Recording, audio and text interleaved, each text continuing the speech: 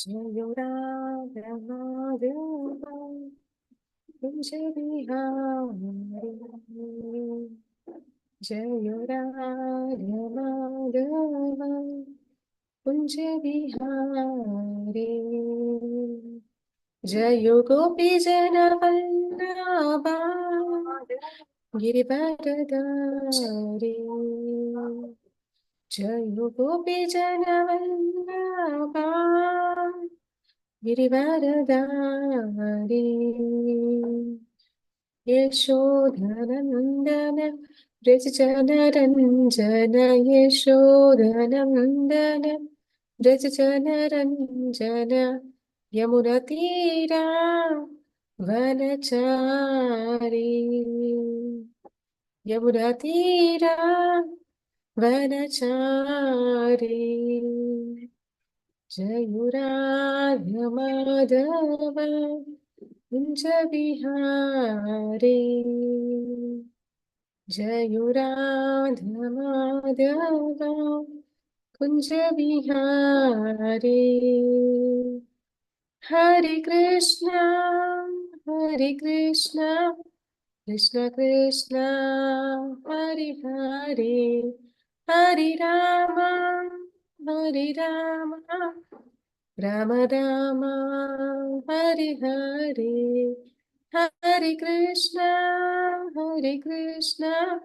कृष्ण कृष्ण हरे हरे। हरे राम राम राम हरे हरे। हरे कृष्ण कृष्ण कृष्ण हरे हरे। हरे राम राम राम हरे हरे। हरे कृष्ण कृष्ण कृष्ण हरे हरे। हरे राम राम राम हरे हरे। हरे कृष्ण कृष्ण कृष्ण हरे हरे। हरे राम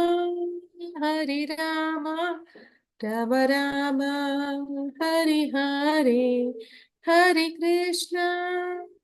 कृष्ण कृष्ण कृष्ण हरे हरे। हरे राम राम राम हरे हरे। हरे कृष्ण कृष्ण कृष्ण हरे हरे। हरे राम राम राम हरे हरे। हरे कृष्ण कृष्ण कृष्ण हरे हरे। हरे राम राम राम हरे हरे। हरे कृष्ण कृष्ण कृष्ण हरे हरे। हरे राम राम राम हरे हरे। हरे कृष्ण कृष्ण कृष्ण हरे हरे। हरे राम राम राम हरे हरे। हरे कृष्ण कृष्ण कृष्ण हरे हरे। हरे राम राम राम हरे हरे। हरे कृष्ण कृष्ण कृष्ण हरे हरे। हरे राम राम राम हरे हरे। हरे कृष्ण कृष्ण कृष्ण हरे हरे। हरे राम राम राम हरे हरे। ॐ अज्ञानतिमिरान्धस्य ज्ञानाञ्जनशलाकया चक्षुरुन्मिलितं येन तस्मै श्रीगुरुवे नमः। श्रीचैतन्यमनोभीष्टं स्थापितं येन भूतले स्वयं रूपः कदा मह्यं ददाति स्वपदान्तिकं। वन्देऽहं श्रीगुरुश्रीयुतपदकमलं श्रीगुरून् वैष्णवांश्च श्रीरूपं सागरजातं सहगण रघुनाथान्वितं तं सजीवं साद्वैतं सावधूतं परिजनसहितं कृष्णचैतन्यदेवं श्रीराधा कृष्णपादान् सहगण ललिता श्रीविशाखान्वितांश हे कृष्ण करुणा सिन्धु दीनबन्धु जगत्पते गोपीश गोपिका कान्ता राधा कान्ता नमोस्तुते तप्त काञ्चन गौरांगी राधे वृन्दावनेश्वरी वृषभानुसुते देवी प्रणमामि हरिप्रिये वाञ्छाकल्पतरुभ्यश्च कृपा सिन्धुभ्य एव च पतितनां पावनेभ्यो वैष्णवेभ्यो नमो नमः। नमो विष्णुपादाय कृष्णप्रेष्ठाय भूतले श्रीमते भक्तिवेदान्त स्वामिनीति नामिने नमस्ते सरस्वती देवी गौरवाणी प्रचारिणी निर्विशेष शून्यवादि पाश्चात्य देशतारिणी जयो श्री कृष्ण चैतन्य प्रभु नित्यानंद श्री अद्वैत गदाधर श्रीवासादि गौरभक्त वृंद हरे कृष्ण कृष्ण कृष्ण हरे हरे हरे राम राम राम हरे हरे ಹರೇ ಕೃಷ್ಣ. ಎಲ್ಲರಿಗೂ ಮಂಗಳೂರು ಇಸ್ಕಾನ್ ಅವರು ಆಯೋಜಿಸಿರುವ ಭಕ್ತಿಶಾಸ್ತ್ರಿ ತರಗತಿಗಳ ಸ್ವಾಗತ. ಹರೇ ಕೃಷ್ಣ. ಹರೇ ಕೃಷ್ಣ ಮಾತಾಜಿ. ಹರೇ ಕೃಷ್ಣ ಮಾತಾಜಿ. ಹರೇ ಕೃಷ್ಣ.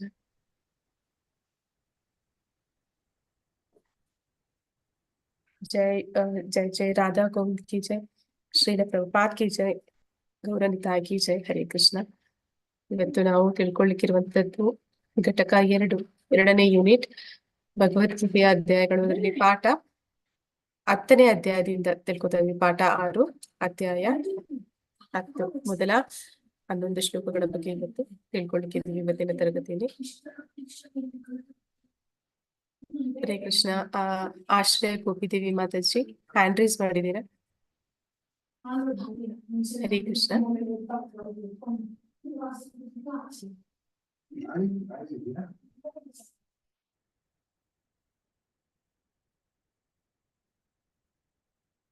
ನಾವು ಇಂದಿನ ತರಗತಿಯಲ್ಲಿ 5ನೇ ಪಾಠದಲ್ಲಿ ಏನ್ ತಿಳ್ಕೊಂಡ್ವಿ ಅನ್ನೋದನ್ನ ಒಂದು ಸತಿ ನೋಡ್ಬಿಟ್ಟು ಮುಂದೆ 10ನೇ ಅಧ್ಯಾಯವನ್ನ ಮುಂದುವರ್ಸೋಣ. ಮಹಾತ್ಮನ ಗುಣಗಳು ಮತ್ತು ನಡವಳಿಕೆ ಉದಾಹರಣೆಗಳನ್ನು ನೀಡುವ ಪ್ರಭುಪಾದರ ಜೀವನ, ಇದು ನಿಮ್ಗೆ ಚಟುವಟಿಕೆಯಾಗಿ ಬಂದಿತ್ತು. ನೀವೆಲ್ಲರೂ ಕೂಡ 13 ಮತ್ತು 14ನೇ ಶ್ಲೋಕದಲ್ಲಿ ಶುದ್ಧ ಭಕ್ತನ ಮಹಾತ್ಮನ ಗುಣಗಳ ಬಗ್ಗೆ, ಗುಣಗಳು ಪ್ರಭುಪಾದರಲ್ಲಿ ಯಾವ್ದೆಲ್ಲ ಅಂತಹ ಗುಣಗಳಿದ್ವು ಅನ್ನೋದನ್ನ ಒಂದೊಂದು ಉದಾಹರಣೆ ಕೊಟ್ಟು ನಾವು ಪ್ರಭುಪಾದರ ಬಗ್ಗೆ ಹೆಚ್ಚು ತಿಳ್ಕೊಂಡ್ವಿ. ನಂತರ ನಾವು ದೇವತೆ ಪೂಜೆ ಮೌಲ್ಯಮಾಪನ, ಅಂದ್ರೆ ದೇವತೆಗಳ ಆರಾಧನೆ ಮಾಡುವಂತದ್ದು, ಅದು ಅವಿಧಿ ಪೂರ್ವಕ ಭಗವಂತನ ಅಂದ್ರೆ ಮರದ ಬೇರಿಗೆ ನೀರೆರಿಯದೆ ಎಲೆ ಕೊಂಬೆ ಹೂಗಳಿಗೆ ಪ್ರತ್ಯೇಕವಾಗಿ ನೀರನ್ನು ಎರೆಯುವಂತ ಕೆಲಸ. ಅಂದ್ರೆ ಅವರು ಕೂಡ ನಮ್ಮ ಹಾಗೆ ಭಗವಂತನ ವಿಭಿನ್ನ ಅಂಶಗಳು, ಅಂದ್ರೆ ಜೀವಾತ್ಮನೇ ಆಗಿದ್ದಾರೆ. ಅದರಲ್ಲಿ ಹೆಚ್ಚು ಗುಣಗಳೆಲ್ಲ ಹೊಂದಿರುವಂತವ್ರು ಬ್ರಹ್ಮ. ನಾವು ಕೂಡ ದೇವತೆಗಳು ಆಗ್ಬೋದು ಪುಣ್ಯ ಸಂಪಾದನೆ ಮಾಡಿ, ಆದ್ರೆ ಆ ಪುಣ್ಯ ಕ್ಷೀಣಿಸಿದಾಗ ಮತ್ತೆ ನಾವು ಈ ಮರ್ತ್ಯ ಲೋಕಕ್ಕೆ ಹಿಂದಿರುಗುತ್ತೀವಿ. ಇದೆಲ್ಲವನ್ನು ನಾವು ತಿಳ್ಕೊಂಡಿದೀವಿ. ಮತ್ತೆ ಶುದ್ಧ ಭಕ್ತಿ ಸೇವೆಯ ತತ್ವಗಳು, ಕೃಷ್ಣ ಭಕ್ತಿಯನ್ನು ಹೇಗೆ ಸುಲಭವಾಗಿ ನಿರ್ವಹಿಸಬಹುದು.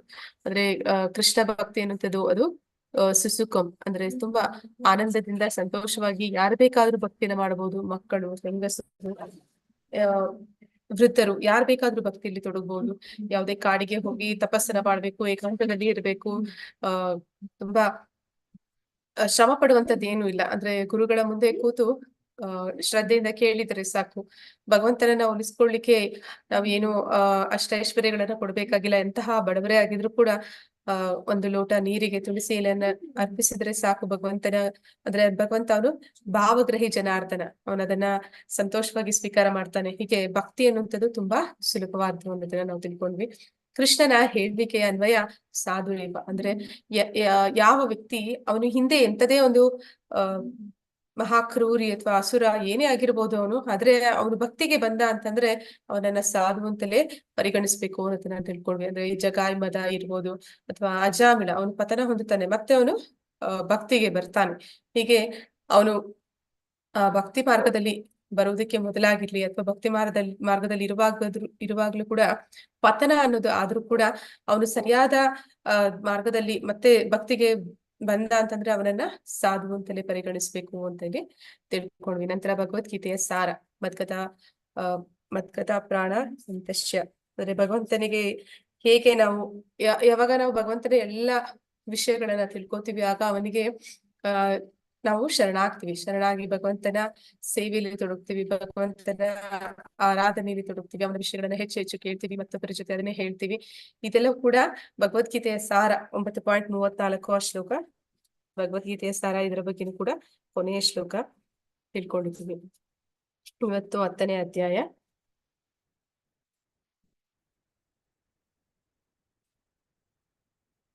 ಅಂದ್ರೆ ಭಗವಂತನನ್ನ ಸದಾ ಚಿಂತಿಸುವುದು, ಮನಸ್ಸನ್ನ ಅವನಲ್ಲಿ ತೊಡಗಿಸುವಂತದ್ದು, ಭಗವಂತನ ಭಕ್ತನಾಗುವುದು, ಭಗವಂತನಿಗೆ ನಮಸ್ಕಾರ ಮಾಡುವುದು, ಪೂಜೆ ಮಾಡುವುದು. ಹೀಗೆ ಯಾರು ಭಗವಂತನಲ್ಲಿ ಸಂಪೂರ್ಣವಾಗಿ ಮಗ್ನರಾಗಿರ್ತಾರೆ ಅವರು ಭಗವಂತನ ಧಾಮಕ್ಕೆ, ಭಗವಂತನ ಸನ್ನಿಧಿಗೆ ಹಿಂತಿರುಗ್ತಾರೆ ಅನ್ನೋದನ್ನ ಆ ಶ್ಲೋಕ ಭಗವದ್ಗೀತೆಯ ಸಾರ ಅಂತ ಹೇಳಿ ನಾವು ತಿಳ್ಕೊಂಡಿದ್ವಿ.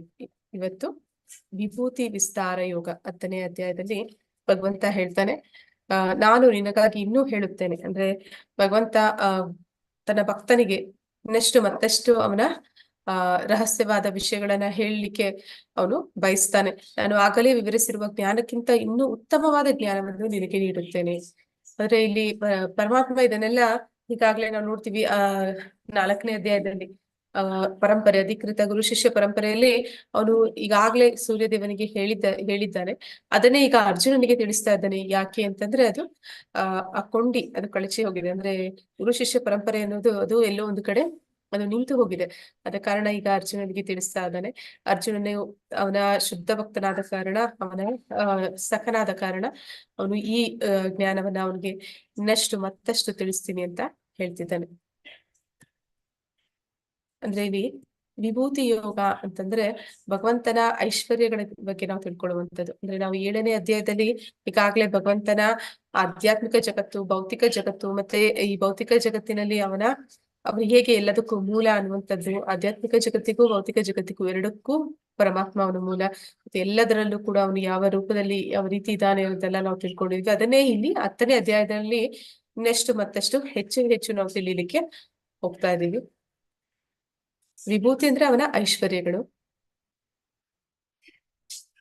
ವಿಭೂತಿ ಅಂದ್ರೆ ಭಗವಂತನ ಐಶ್ವರ್ಯಗಳ ಬಗ್ಗೆ ನಾವು ತಿಳ್ಕೊಳ್ತಿದೀವಿ. ವಿಸ್ತಾರ ಅಂತಂದ್ರೆ ವಿವರವಾದ ವರ್ಣನೆ ಅವನ ಐಶ್ವರ್ಯಗಳ ಬಗ್ಗೆ. 7ನೇ ಅಧ್ಯಾಯದಲ್ಲಿ ಏನ್ ತಿಳ್ಕೊಂಡಿದೀವಿ ಅದನ್ನೇ ಇನ್ನೂ ಹೆಚ್ಚು ಹೆಚ್ಚು ತಿಳ್ಕೊತಾ ಇದೀವಿ.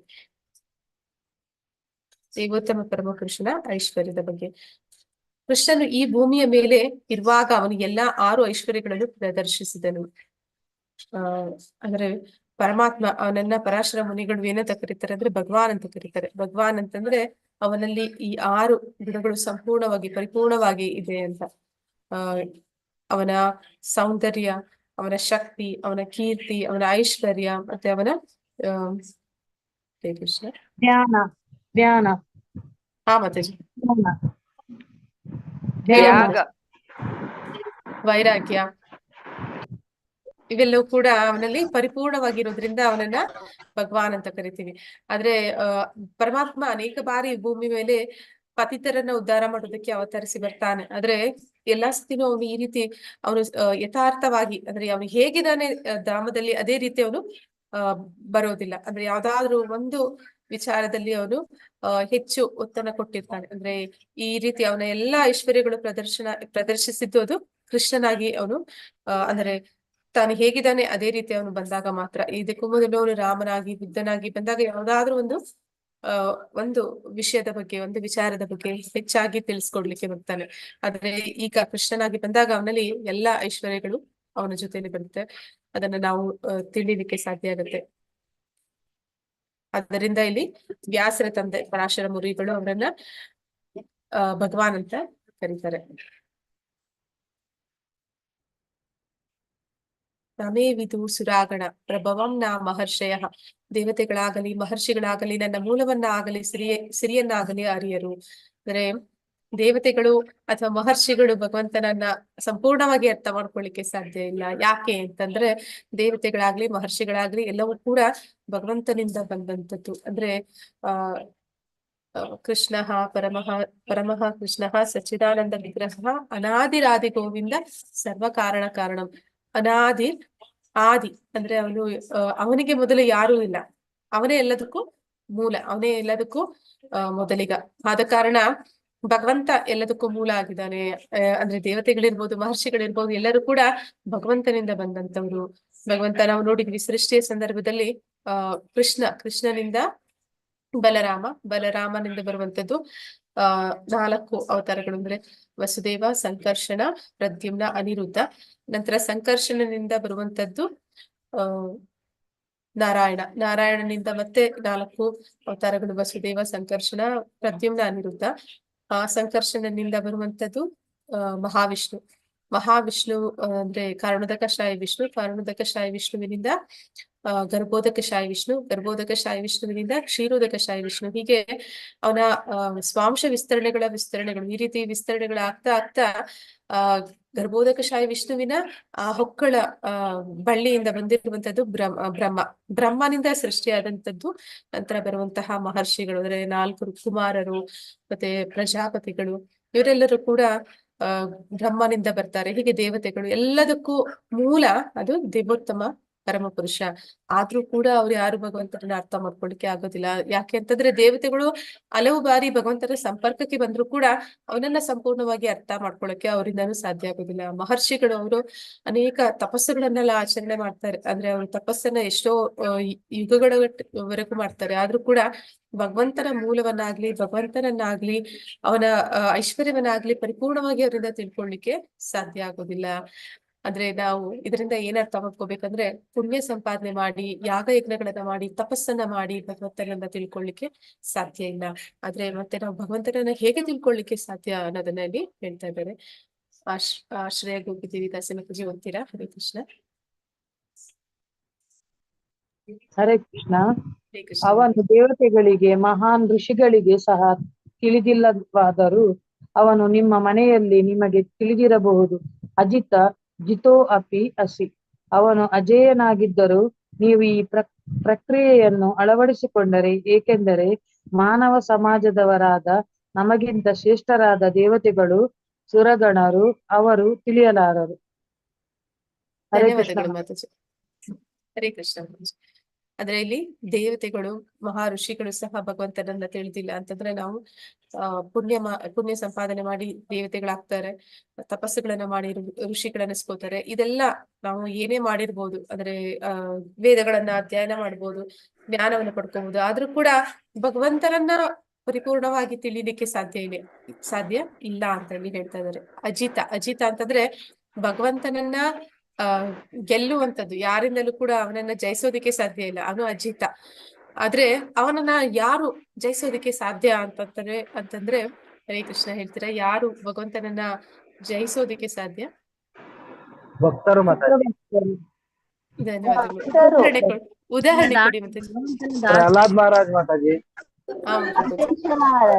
ಅಂಬರೀಷ ಮಹಾರಾಜ, ಆಮೇಲೆ ಯಶೋಧ ಮಾತಾ, ಗೋಪಿಕೆಯರು, ಅವರೆಲ್ಲರೂ ಕೂಡ ಭಗವಂತನನ್ನ ಗೆದ್ದಿದ್ದಾರೆ. ಅಂದ್ರೆ ನಾವು ನೋಡ್ತೀವಿ, ಯಶೋಧ ಮಾತೆ ಕಟ್ಟಾಕ್ ಬಿಡ್ತಾಳೆ ಭಗವಂತನನ್ನ. ಅವಳ ಪ್ರೀತಿಗೆ ಅವನು ಸೋಲ್ತಾನೆ. ಪರಮಾತ್ಮ ಅವನನ್ನ ಗೆಲ್ಲಿಕ್ಕೆ ಯಾರಿಂದನೂ ಸಾಧ್ಯ ಇಲ್ಲ. ಆದ್ರೆ ಅವನ ಭಕ್ತರು ಸೋಲಿಸ್ತಾರೆ. ಅಂದ್ರೆ ಅವರು ಅವನನ್ನ ಗೊಂಬೆಯಾಗಿ ಆಡಿಸ್ತಾರೆ ಅಂತ ಹೇಳ್ತಾರೆ. ಹಾಗೆ ಪರಮಾತ್ಮನನ್ನ ದೇವತೆಗಳು, ತಪಸ್ವಿಗಳು ಯಾರು ತಿಳಿಲಿಕ್ಕೆ ಸಾಧ್ಯ ಇಲ್ಲ. ಆದ್ರೆ ನಿಮ್ಮ ಮನೆಯಲ್ಲಿ ನಿಮಗೆ ತಿಳಿದಿರಬಹುದು. ಅಂದ್ರೆ ನೀವು ಆಗಿದ್ದ ಪಕ್ಷದಲ್ಲಿ ನೀವು ಭಗವಂತನನ್ನ ಗೆಲ್ಲಿಕ್ಕಾಗ್ಲಿ, ಅವನನ್ನ ತಿಳ್ಕೊಳ್ಳಿಕ್ಕಾಗ್ಲಿ ಸಾಧ್ಯ ಆಗುತ್ತೆ ಅಂತೇಳಿ ಪ್ರಭುಪಾದರು ಹೇಳ್ತಾ ಇದ್ದಾರೆ. ನೀವು ಈ ಪ್ರಕ್ರಿಯೆಯನ್ನು ಅಳವಡಿಸಿಕೊಂಡರೆ, ಅಂದ್ರೆ ಕೃಷ್ಣ ಪ್ರಜ್ಞೆಯನ್ನ ನೀವು ಆಚರಣೆ ಮಾಡಿದ್ರೆ ಸಾಕು. ಏಕೆಂದ್ರೆ ಮಾನವ ಸಮಾಜದವರಾದ ನಮಗಿಂತ ಶ್ರೇಷ್ಠರಾದ ದೇವತೆಗಳು, ಸುರಗಣರು ಅವರು ತಿಳಿಯಲಾರರು. ಅಂದ್ರೆ ಒಬ್ಬ ವ್ಯಕ್ತಿ ಅವನು ಎಷ್ಟೇ ಶ್ರೇಷ್ಠನೆನಿಸ್ಕೊಂಡಿರ್ಬೋದು ಜ್ಞಾನದಲ್ಲಿ, ಅಥವಾ ಯಾವುದೇ ರೀತಿ ಒಬ್ಬ ಶ್ರೇಷ್ಠ ಅನಿಸ್ಕೊಂಡಿರ್ಬೋದು ದಾನ ಧರ್ಮಗಳನ್ನ ಮಾಡಿ, ಆದ್ರೂ ಕೂಡ ಯಾರಾದ್ರೂ ಅವನನ್ನ ಪರಿಪೂರ್ಣವಾಗಿ ತಿಳ್ಕೊಬೇಕು ಅಂತಂದ್ರೆ ಅವನ ಶುದ್ಧ ಭಕ್ತರಾಗಿದ್ರೆ ಮಾತ್ರ ಅದು ಸಾಧ್ಯ.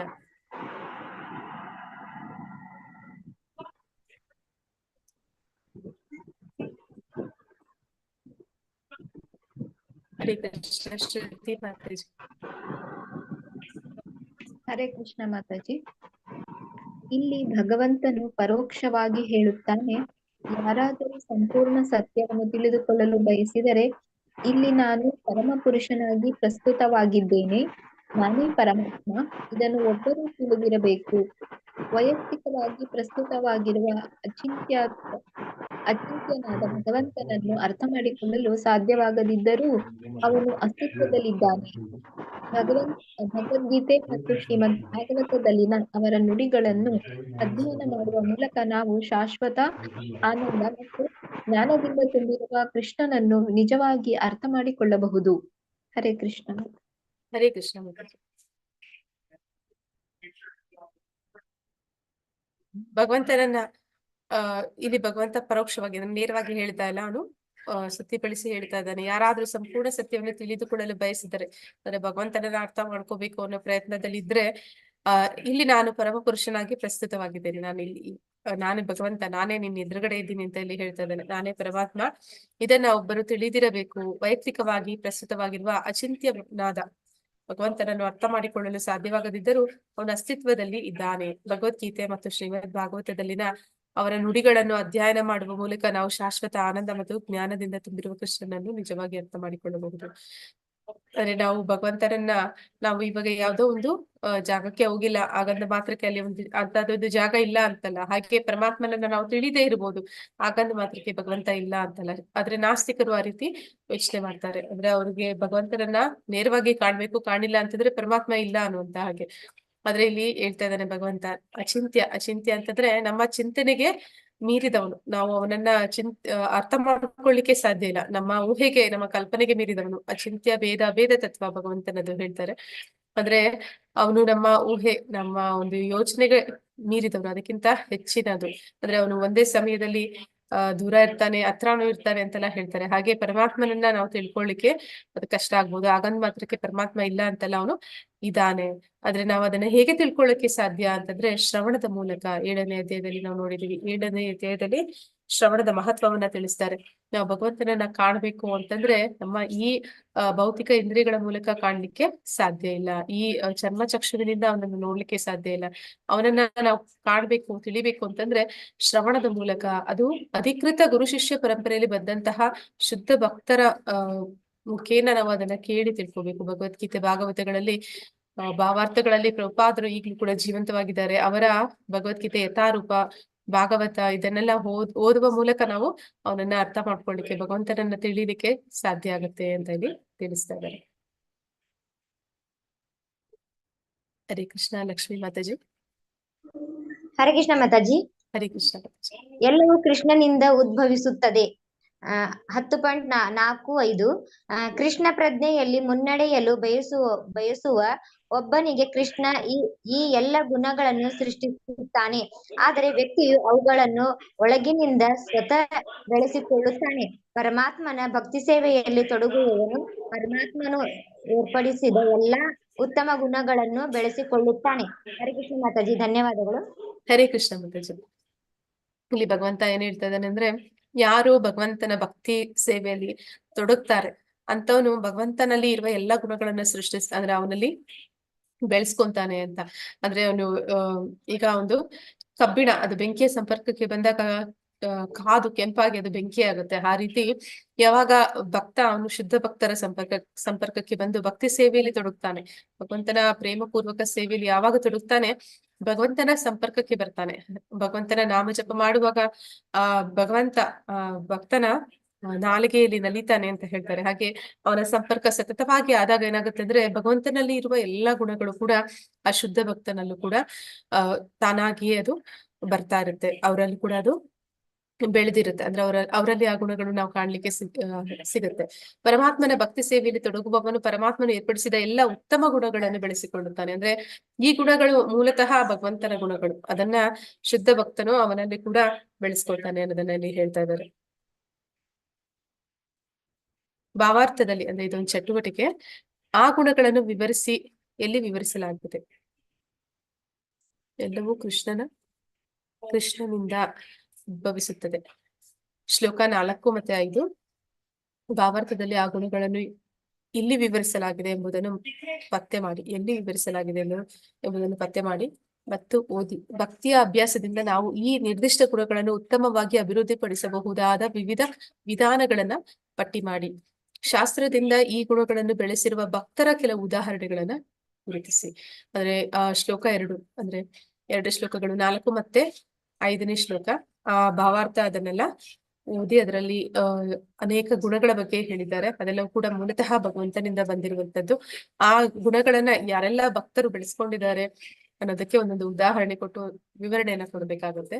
ಅದು ನಿಮ್ಗೆ ಚಟುವಟಿಕೆ ಅರ್ಥ ಆಗಿದೆ ಅನ್ಕೋತೀನಿ. ಅರ್ಥ ಆಗಿಲ್ಲ ಅಂದ್ರೆ ಮತ್ತೆ ಕೇಳಿ ಹೇಳ್ತೀನಿ, ಇಲ್ಲಾಂದ್ರೆ ಬ್ರೇಕ್ಔಟ್ ರೂಮ್ ಮಾಡ್ತೀನಿ. ಮಾತಾಜಿ ಇನ್ನೊಂದ್ಸಲ ಹೇಳಿ ಮಾತಾಜಿ.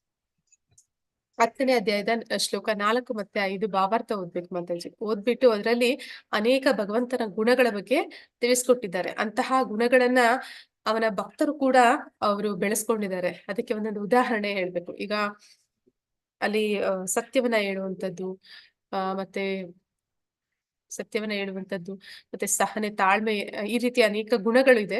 ಆ ಒಂದೊಂದು ಗುಣಕ್ಕೆ ಒಂದೊಂದು ಉದಾಹರಣೆ, ಭಕ್ತರ ಉದಾಹರಣೆಗಳನ್ನ ಕೊಟ್ಟು ಸ್ವಲ್ಪ ವಿವರಣೆ ಕೊಟ್ರೆ ಸಾಕು ಮಾತಾಜಿ. ಹರೇ ಕೃಷ್ಣ. ತಿಳಿತು ಅನ್ಕೋತೀನಿ. ಆಯ್ತು, ಅರ್ಥ ಆಯ್ತು ಮಾತಾಜಿ. ಆ ಭಾವಾರ್ಥದಲ್ಲಿ ನಿಮ್ಗೆ ಅನೇಕ ಗುಣಗಳನ್ನ ಕೊಟ್ಟಿದ್ದಾರೆ, ಭಗವಂತನಿಂದ ಸರಿ ಬಂದಿರುವಂತ ಅರ್ಥ ಗುಣಗಳನ್ನ. ಆಯ್ತು ಮಾತಾಜಿ. ಮಾತಾಜಿ, ಅದಕ್ಕೆ ಒಬ್ಬೊಬ್ಬ ಭಕ್ತರ ಉದಾಹರಣೆ ಕೊಡ್ಬೇಕಾಗುತ್ತೆ. ದಯವಿಟ್ಟು ಎಲ್ಲರೂ ಪಾರ್ಟಿಸಿಪೇಟ್ ಮಾಡಿ.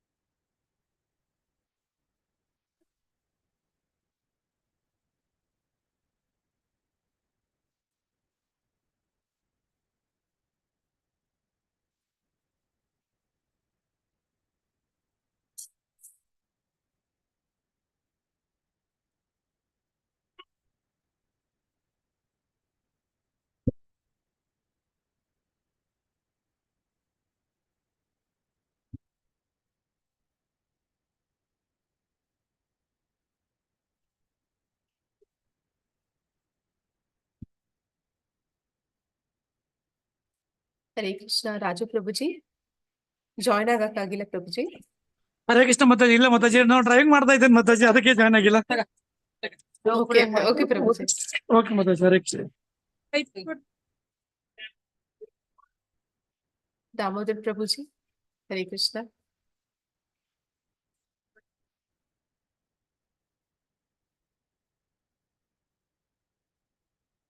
ಕುಂಡಲತಾ ಮಾತಾಜಿ. ಹರೇ ಕೃಷ್ಣ. ಲತಾಮಣಿ ಮಾತಾಜಿ, ಮಾಲಾಶ್ರೀ ಮಾತಾಜಿ.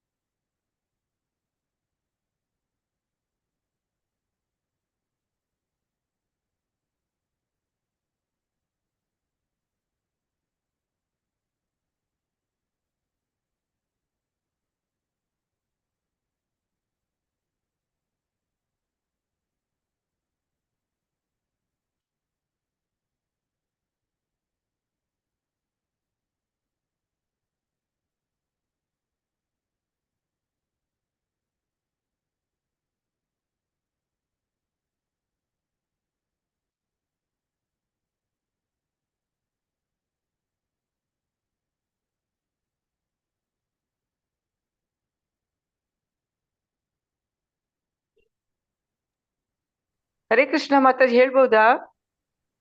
ಒಂದ್ ನಿಮಿಷ ಮಾತಾಜಿ, ಎಲ್ಲರೂ ಬಂದ್ಬಿಡ್ಲಿ.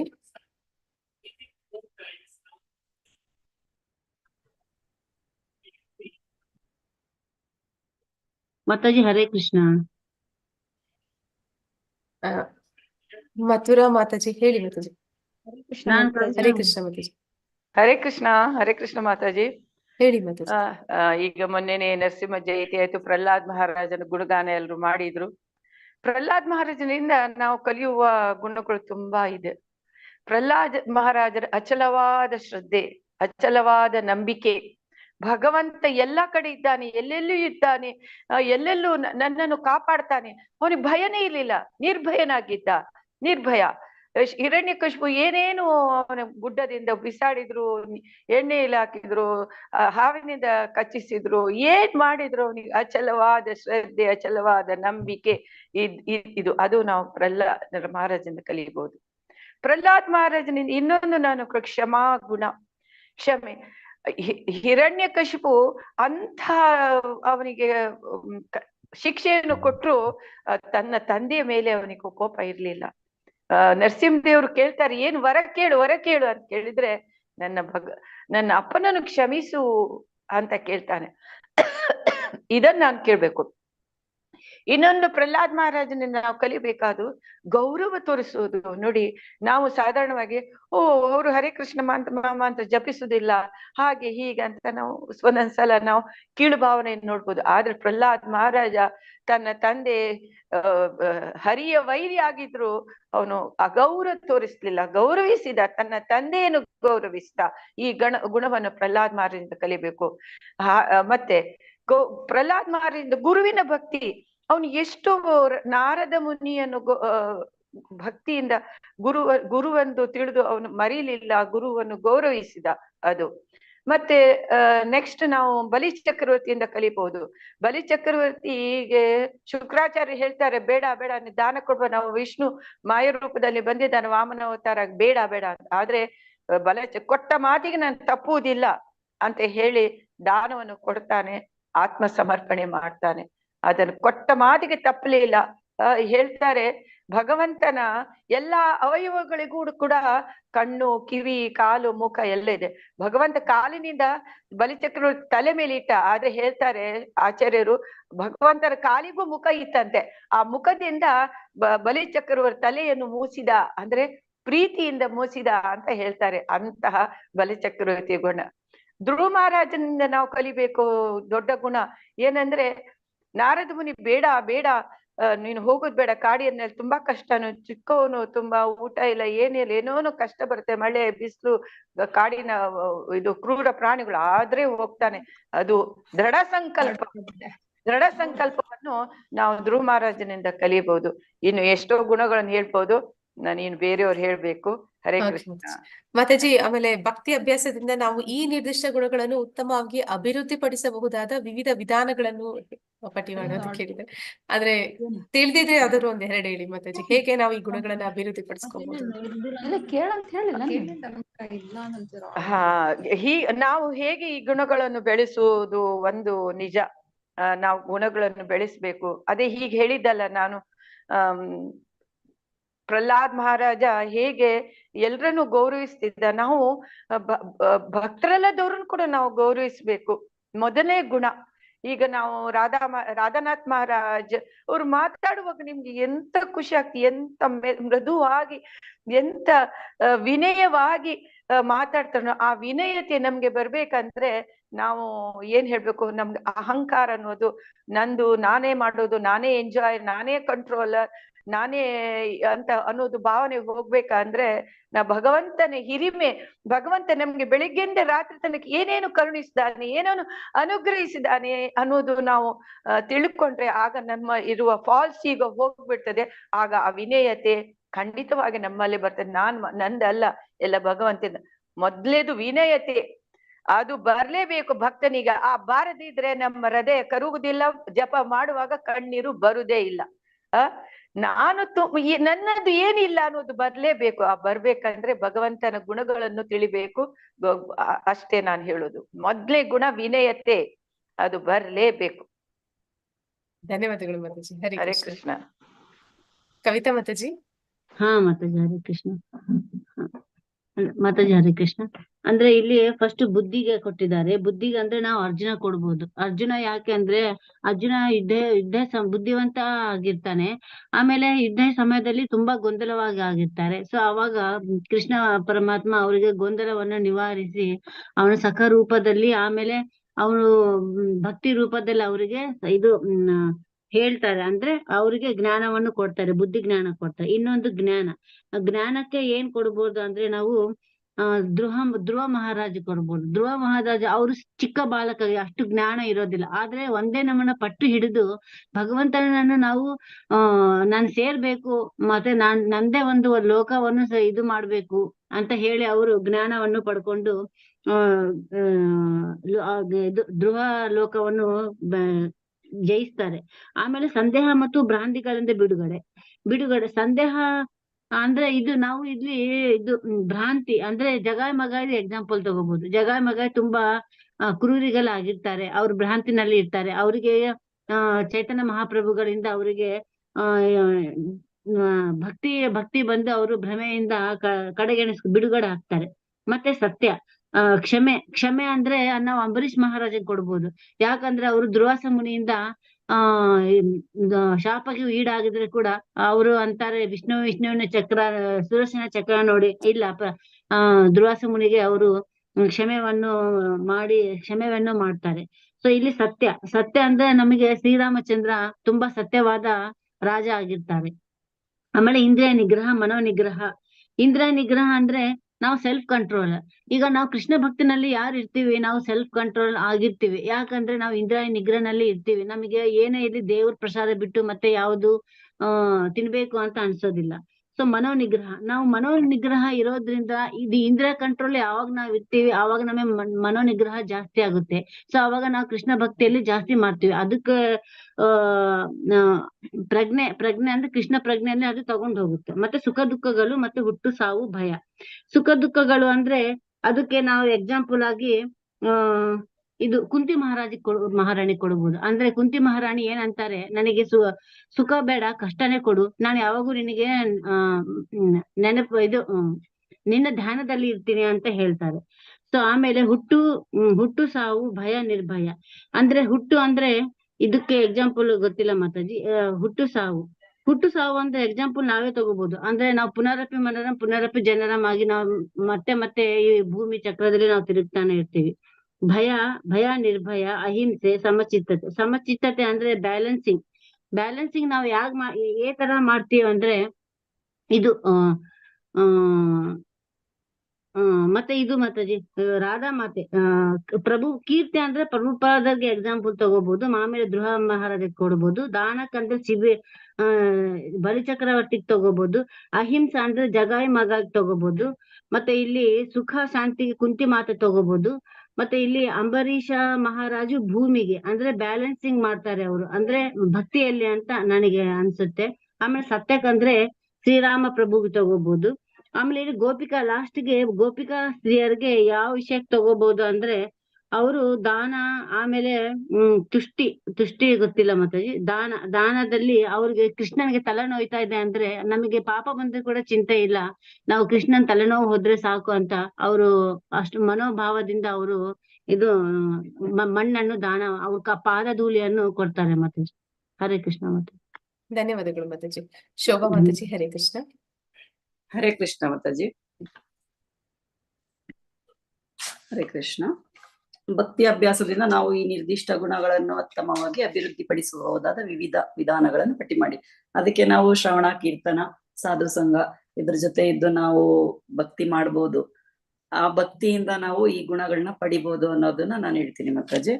ಇನ್ನು ಬುದ್ಧಿ ಜ್ಞಾನ ಅಸಮೋಹ, ಅದಕ್ಕೆ ನಾವು ಅರ್ಜುನನ್ನೇ ನಾವು ಎಕ್ಸಾಂಪಲ್ ಆಗಿ ಕೊಡ್ಬೋದು. ಆಲ್ರೆಡಿ ಎಲ್ಲರೂ ಹೇಳ್ತಾ ಇದ್ದಾರೆ, ಅರ್ಜುನನ್ನೇ ಎಕ್ಸಾಂಪಲ್ ಕೊಡುವುದು. ಅವರು ಬುದ್ಧಿಯಿಂದ ಜ್ಞಾನ ಪಡೆದು ಸಂಶಯದಿಂದ ಹೇಗ್ ಮುಕ್ತರಾಗ್ತಾರೋ ಅದೇ ರೀತಿ ನಾವು ಅನುಸರಿಸ್ಬೋದು ಅನ್ನೋದನ್ನ ಬುದ್ಧಿಗೆ ಅರ್ಜುನನ್ನ ಕೊಡ್ತೀನಿ. ಇನ್ನು ದೂರ್ವಾಸ ಮುನಿಗಳನ್ನ ಕೊಡ್ತೀನಿ. ನೆಕ್ಸ್ಟ್ ಕ್ಷಮಾಗೆ ಅಂಬರೀಷ ಪ್ರಭುಜಿಯವರು, ಅಂಬರೀಷ್ ಮಹಾರಾಜ ಅವರು ಕೊಡ್ತೀನಿ ಕ್ಷಮಾಗೆ. ಮತ್ತೆ ಭೂಮಿ ತಾಯಿ ಕ್ಷಮೆಯಾದ ರೀತಿ ಅಂತಾನೆ ಹೇಳ್ತೀವಿ. ಇನ್ನು ಸತ್ಯಂಗೆ ಯುಧಿಷ್ಠರ ಮಹಾರಾಜ. ಸತ್ಯ ಅಂದ ತಕ್ಷಣ ನಮಗ್ ನೆನಪು ಬರದೆ ಸತ್ಯ ಹರಿಶ್ಚಂದ್ರ. ಅವ್ರು ಹೇಗೆ ಒಂದು ಸ್ಮಶಾನದಲ್ಲೂ ಇದ್ದು ಅವರು ಕಾಲ ಕಳೀತಾರೆ ಸತ್ಯಕ್ಕೋಸ್ಕರ ಅನ್ನೋದು ಒಂದು ಎಕ್ಸಾಂಪಲ್ ಬರುತ್ತೆ. ಇನ್ನು ಕ್ಷಮಾಗ್ ಹರಿದಾಸ್ ಠಾಕೂರ್ ಮತ್ತೆ ಅಂಬರೀಷ್ ಮಹಾರಾಜ ಅವರನ್ನೇ ಹೇಳ್ಬೋದು. ಸತ್ಯ ಅಂದ ತಕ್ಷಣ ನಮ್ಗದ ಇನ್ನೊಂದೇ ವರ್ಡ್ ಹೇಳ್ತೀನಿ, ಯಾವ ಸಂದರ್ಭದಲ್ಲೂ ಅವ್ರು ಸತ್ಯನ ಬಿಡದೆ ಅವ್ರು ಪಾಲಿಸ್ತಾರೆ, ಅದು ಸತ್ಯ ಹರಿಶ್ಚಂದ್ರ. ಇನ್ನು ಇಂದ್ರಿಯ ನಿಗ್ರಹಕ್ಕೆ ನಾವು ಹರಿಶ್ಚಂದ್ರ ಇವರು ಹರಿದಾಸ್ ಠಾಕೂರ್ ಅವ್ರನ್ನ ಹೇಳ್ತೀನಿ. ಒಬ್ಬ ವ್ಯಭಿಚಾರಿನೇ ಅವರು ಪರಿವರ್ತನೆ ಮಾಡುವಂತದ್ದು ಒಂದು ಹರಿದಾಸ್ ಠಾಕೂರ್ ಅವ್ರ ಗುಣನ. ಮತ್ತೆ ಇನ್ನು ಜಗಾಯ್ ಮಗಾಯ್ ಅವ್ರದ್ದು, ಎಲ್ಲಾರು ಇದನ್ನ ಹೇಳ್ತಾ ಇದಾರೆ, ರಿಪೀಟ್ ಆಗ್ತಾ ಇದೆ ಮಾತಾಜಿ.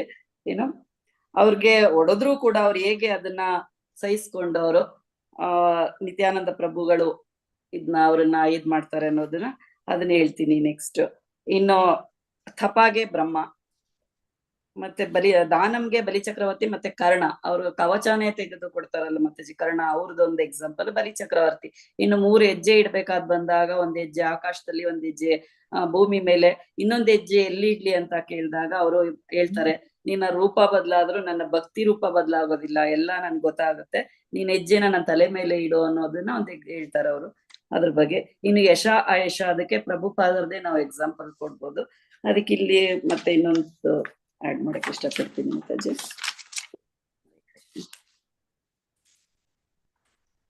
ಚೈತನ್ಯ ಮಹಾಪ್ರಭುಗಳು ಹೇಳ್ತಾರೆ, ಯಶಸ್ಸು ಇರ್ಬೇಕು, ಮನುಷ್ಯನಿಗೆ ಮಹಾಭಕ್ತನೆಂದು ಹೆಸರು ಬಂದಾಗ ಅದು ಯಶ ಎಂದು ಅವರು ಹೇಳ್ತಾರೆ. ಮತ್ತೆ ನಿಜವಾದ ಯಶಸ್ಸ ಕೀರ್ತಿ, ಕೃಷ್ಣ ಪ್ರಜ್ಞೆಯಲ್ಲಿ ಶ್ರೇಷ್ಠ ಮನುಷ್ಯನಾಗಿ ಅದು ತಿಳಿದಾಗ ಅವನು ನಿಜವಾಗಿ ಕೀರ್ತಿವಂತನಾಗ್ತಾನೆ ಅನ್ನೋದನ್ನ ಚೈತನ್ಯ ಮಹಾಪ್ರಭುಗಳು ಹೇಳ್ತಾರೆ ಮಾತಾಜಿ. ಅದೊಂದು ಎಕ್ಸಾಂಪಲ್ ಕೊಡ್ತೀನಿ. ಓಕೆ ಮಾತಾಜಿ, ಇಷ್ಟ ನಂಗೆ. ಧನ್ಯವಾದಗಳು ಮಾತಾಜಿ. ನಮ್ ಹರೇ ಗ್ರೂಪ್ ಕೃಷ್ಣ. ಸಾರಿ ಹೇಳಿ ಮಾತಾಜಿ. ನಮ್ ಗ್ರೂಪ್ ಅಲ್ಲಿ ಮತ್ತೆ ಅಶ್ವತ್ಥ ಎಂ ಅಂತ ಅಂದ್ಬಿಟ್ಟು, ಮತ್ತೆ ಲಕ್ಷ್ಮೀ ಕಾಂಬ್ಳೆ ಅವರು, ಲಕ್ಷ್ಮಿ ಎಂ, ಮತ್ತೆ ದಾಮೋದರ್ ದಾಸ್, ನಾನು ಮತ್ತೆ ಇನ್ನೊಬ್ರು ಯಾರೋ ಇದ್ರು, ನಂಗೆ ಅವ್ರದ್ದು ನೇಮ್ ಗೊತ್ತಿಲ್ಲ, ಮತ್ತೆ ರಾಜೇಶ್ವರಿ. ಓಕೆ ಮಾತಾಜಿ. ಹರೇ ಕೃಷ್ಣ ಮಾತಾಜಿ. ಧನ್ಯವಾದಗಳು ಮಾತಾಜಿ. ಹರೇ ಕೃಷ್ಣ. ಜ್ಯೋತಿಶ್ರೀ ಮಾತಾಜಿ. ಹರೇ ಕೃಷ್ಣ. ಹರೇ ಕೃಷ್ಣ ಮಾತಾಜಿ. ಇನ್ನ ಲಾಸ್ಟಿಗೆ ಬಂದ್ರೆ ಎಲ್ಲಾ ಹೇಳ್ಬಿಟ್ಟಿದ್ದಾರೆ. ರೂಮ್ ನಂಬರ್ 4 ಮಾತಾಜಿ ನಮ್ದು. ಅದ್ರಲ್ಲಿ ಪ್ರವೀಣಾ ಮಾತಾಜಿ, ಮಂಗಳ ಮಾತಾಜಿ, ಲಕ್ಷ್ಮೀ ಡಿ ಮಾತಾಜಿ, ಮಾಲಾಶ್ರೀ ಮಾತಾಜಿ ಮತ್ತು ನಾನು, ಇಷ್ಟ 5 ಜನ ಇದ್ವಿ ಮಾತಾಜಿ. ಹರೇ ಕೃಷ್ಣ. ಕೇಳಿಸ್ತಿದೆಯಾ ಮಾತಾಜಿ? ಹಾ ಮಾತಾಜಿ, ಕೇಳಿಸ್ತಿದೆ. ಇನ್ನ ಬುದ್ಧಿ, ಜ್ಞಾನ, ಸಂದೇಹ ಮತ್ತು ಭ್ರಾಂತಿಗಳಿಂದ ಬಿಡುಗಡೆ, ಈ ಒಂದು ಮೂರಕ್ಕೂನು ನಾವು ಅದೇ ಅರ್ಜುನನನ್ನೇ ನಾವು ಉದಾಹರಣೆಯನ್ನಾಗಿ ತಗೋಬಹುದು. ಅವನು ಗೊಂದಲದಲ್ಲಿ ಇದ್ದಾಗಲೂ ಅವನು ಬುದ್ಧಿಯನ್ನು ಉಪಯೋಗಿಸಿ ಜ್ಞಾನವನ್ನ ಬೆಳೆಸಿಕೊಂಡು ಈ ಸಮೂಹವನ್ನ ಬಿಟ್ಟು ಭಗವಂತನಿಗೆ ಶರಣಾಗಿ ಅವನು ಶರಣಾಗ್ತಾನೆ ಅನ್ನೋದೊಂದು. ಆಮೇಲೆ ಈ ಕ್ಷಮೆಗೆ ನಾವು ಭೂಮಿಯನ್ನ ಕೊಟ್ರೆ ತುಂಬಾ ಚೆನ್ನಾಗಿರುತ್ತೆ ಅನ್ಸುತ್ತೆ. ಯಾಕಂದ್ರೆ ಕ್ಷಮೆಯ ಧರಿತ್ರಿ ಅಂತಾನೆ ನಾವು ಹೇಳ್ತೇವೆ ಕ್ಷಮೆಗಾಗಿ. ಸತ್ಯಕ್ಕಾಗಿ ಹರಿಶ್ಚಂದ್ರ, ನಾವು ಮಾತಾಡಿದ್ರೆ ಯಾರತ್ರಾದ್ರೂ ಮಾತಾಡಿದ್ರೆ ಹೇಳ್ತಿರ್ತೇವೆ, ನೀನೇನ್ ಸತ್ಯ ಹರಿಶ್ಚಂದ್ರನ್ ತುಂಡೇನಪ್ಪಾ ಹೇಳ್ತೀಯಾ ಅಂತ ಕೇಳ್ತಾ ಇರ್ತಾರೆ. ಅಂತ ವರ್ಡನ್ನ ನಾನು ಕೇಳಿದ್ದೇನೆ. ಅಂದ್ರೆ ಹರಿಶ್ಚಂದ್ರ ಸತ್ಯಕ್ಕಾಗಿ ಅಷ್ಟೊಂದು ಅವರು ಫೇಮಸ್ ಅಂತ ಇಲ್ಲಿ ಅರ್ಥ ಆಗುತ್ತೆ. ಹಾಗೆ ಇಂದ್ರಿಯ ನಿಗ್ರಹಕ್ಕೆ ನಾವು ಹರಿದಾಸ್ ಠಾಕೂರನ್ನೇ ಅದೇ ವೇಶ್ಯೆಯನ್ನ ಅವರು ಚೇಂಜ್ ಮಾಡಿ ಕಳಿಸಿದ್ದನ್ನ ನಾವು ನೋಡ್ಬೇಕು.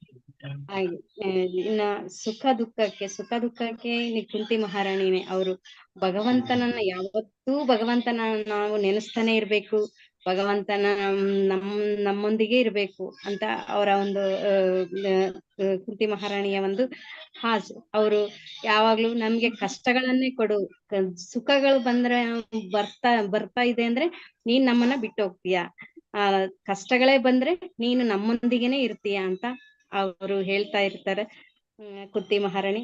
ಅದು ಒಂದು. ಆಮೇಲೆ ಸಮಚಿತ್ತತೆ ಅಥವಾ ಅದಕ್ಕೆ ಸುಧಾಮನನ್ನ ಕೊಡಬಹುದೇನೋ, ನನಗದು ಅಷ್ಟಾಗಿ ಅರ್ಥ ಆಗ್ಲಿಲ್ಲ ಮಾತಾಜಿ. ಅಹಿಂಸೆಗಾಗಿ ನಿತ್ಯಾನಂದ ಪ್ರಭುಗಳನ್ನ ಅವರು ಜಗಾಯ್ ಮದಾಯಿನ ಅಷ್ಟು ಅವರಿಗೆ ರಕ್ತ ಬರಂಗ್ ಹೊಡೆದ್ರುನು ಅವರು ಚೈತನ್ಯ ಮಹಾಪ್ರಭುಗಳ ಕಾಲಿಡಿದು ಅವರಿಗೆ ಕ್ಷಮೆಯನ್ನ ಕೊಡಿಸಿದ್ರು. ನಿತ್ಯಾನಂದ ಪ್ರಭುಗಳು ಆ ಒಂದು ಅಹಿಂಸೆಗೆ ಒಂದು ಎಕ್ಸಾಂಪಲ್ ಅನ್ನ ಕೊಡಬಹುದು. ಇನ್ನ ತಪಕ್ಕೆ ಬ್ರಹ್ಮನನ್ನೇ ಕೊಡಬಹುದು. ದಾನಕ್ಕಾಗಿ ಬಲಿ ಚಕ್ರವರ್ತಿಯನ್ನ ಕೊಡಬಹುದು. ಆಮೇಲೆ ಈ ಇದು ನನಗೆ ಅಷ್ಟು ಅರ್ಥ ಆಗ್ಲಿಲ್ಲ. ಆದ್ರೆ ಕೀರ್ತಿ ಅಪಕೀರ್ತಿಗೆ ಅರ್ಜುನ ಮತ್ತು ದುರ್ಯೋಧನನನ್ನ ಕೊಡಬಹುದಾ ಅದು ಗೊತ್ತಿಲ್ಲ ಮಾತಾಜಿ, ನಾನು ಹೇಳ್ತಾ ಇದ್ದೇನೆ. ಅದು ನೀವ್ ಹೇಳ್ಬೇಕೀಗ ನನ್ಗೆ, ಯಾಕಂದ್ರೆ ಅದ್ ನನ್ನ ಡೌಟ್ ಅಲ್ಲಿದೆ. ಆದ್ರೆ ಕೀರ್ತಿ ಅಪಕೀರ್ತಿ ಅಂತಂದ್ರೆ ಮಾತಾಜಿ ಫೇಮಸ್ ಆಗ್ತಾರೆ, ಮತ್ತೆ ಅದರಿಂದ ಕೂಡ ಅಪಕೀರ್ತಿನೂ ಆಗಿರುತ್ತೆ. ಅಂತಂದ್ರೆ ಈಗ ನೀವು ಅಜಾಮಿಳ ನೋಡ್ತೀವಿ, ಅವನ ಈಗ್ಲೂ ನಾವು ನೆನೆಸ್ಕೋತೀವಿ. ಅಂದ್ರೆ ಅಜಾಮಿಳ ಒಬ್ಬ ವ್ಯಕ್ತಿ ಇದ್ದ, ಈ ರೀತಿ ಇದ್ದ ಅಂತ. ಅವನು ಭಕ್ತ ಆದ ಅನ್ನೋದಕ್ಕೂ ನೆನೆಸ್ಕೋತೀವಿ. ಅವನು ಭಕ್ತಿ ಮಾರ್ಗದಲ್ಲಿ ವಿಫಲ ಆದ ಅನ್ನೋವಾಗ್ಲೂ ಕೂಡ ಒಂದು ಅಪಕೀರ್ತಿ ಆದ್ರೂ ಕೂಡ ನಾವು ಅವನ್ನ ನೆನೆಸ್ಕೋತೀವಿ. ಅದರಿಂದ ಆ ತರ ತಗೋಬಹುದು. ಇಲ್ಲಾಂದ್ರೆ ಕೀರ್ತಿ ಅಪಕೀರ್ತಿ. ಹರೇ ಕೃಷ್ಣ ಮಾತಾಜಿ.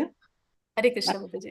ಭವ ಮತ್ತೆ ಅಭವಾಗೆ ನಾ ಕೃಷ್ಣ ಅವ್ರು ಪರೀಕ್ಷಿತ್ ಮಹಾರಾಜಂದ್ ಹೇಳಿ ಅಂದ್ರು. ನಂಗೆ ಅದ್ರ ಬಗ್ಗೆ ಅಷ್ಟೊಂದು ಡೀಟೇಲ್ ಗೊತ್ತಿಲ್ಲದೆ ಇರೋದ್ರಿಂದ ನಾ ಶ್ರೀಕೃಷ್ಣನ್ನೇ ಅದು ಹುಟ್ಟು ಸಾವು ಮತ್ತೆ ಭಯ ಅಭಯ ಇದೆಲ್ಲ ನಮ್ಗೆ ಶ್ರೀಕೃಷ್ಣನಿಂದಾನೇ ಬರುತ್ತೆ ಅನ್ನೋ ಒಂದು ಎಕ್ಸಾಂಪಲ್ಗೋಸ್ಕರ ನಾನು ಅದನ್ನ ಹೇಳಕ್ ಹೋಗ್ಲಿಲ್ಲ. ಯಾಕಂದ್ರೆ ಅದ್ರದ್ದು ಸ್ವಲ್ಪ ಡೌಟ್ ಇತ್ತು.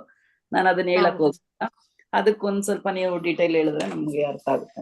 ಭವ ಅಭವ ಅಂತಂದ್ರೆ ಮಾತಾಜಿ, ಈ ಭಕ್ತರು ಅವರು ಹುಟ್ಟು ಸಾವು ಚಕ್ರದಲ್ಲಿ ಕೇಳೋದಿಲ್ಲ, ಅವರು ಮೋಕ್ಷ ಕೇಳೋದಿಲ್ಲ. ಮತ್ತೆ ಹುಟ್ಟಿ ಸಾಯ್ತೀವಿ ಅಂತಂದ್ರೆ ಆ ಗೋಪಿಕಾ ಸ್ತ್ರೀಯರು ಪರವಾಗಿಲ್ಲ, ನೀವು ನಮ್ಮ ಕಾಲ್ ಧೂಳಿ ಆದ್ರೆ ಸರಿ, ಆ ಭಗವಂತನ ತಲೆನೋವು ಹೋದ್ರೆ ಸಾಕು, ನಾವ್ ಮತ್ತೆ ಹುಟ್ಟು ಸಾವು ಚಕ್ರಕ್ಕೆ ಬಿದ್ರೂ ಪರವಾಗಿಲ್ಲ, ಯಾಕೆ ನರಕಕ್ಕೆ ಹೋಗ್ಬಿಟ್ರು ಸರಿ, ನಾವು ಮಾಡ್ತೀವಿ ಅಂತ ಹೇಳ್ತಾರೆ. ಅದೇ ತರ ವೃತಾಸುರ ಅಂದ್ರೆ ಚಿತ್ರಕೇತು, ಪಾರ್ವತಿ ಅವ್ರಿಗೆ ಶಾಪ ಕೊಟ್ಟು ರಾಕ್ಷಸ ಆಗೋ ಅಂತೆಲ್ಲ ಹೇಳ್ತಾರೆ. ಆದ್ರೂ ಕೂಡ ಅವ್ರಿಗೆ ಗೊತ್ತಿದೆ ಅವರು ಆಗ ಆಧ್ಯಾತ್ಮಿಕ ಜಗತ್ತಿನಲ್ಲಿದ್ದಾರೆ, ಮತ್ತೆ ಈ ಭೌತಿಕ ಜಗತ್ತಿಗೆ ಬರ್ಬೇಕಾಗತ್ತೆ, ಮತ್ತೆ ಈ ಚಕ್ರದಲ್ಲಿ ಬೀಳ್ಬೇಕಾಗತ್ತೆ ಅಂತಂದಾಗ ಹರೇ ಕೂಡ. ಕೃಷ್ಣ ಮಾತಾಜಿ.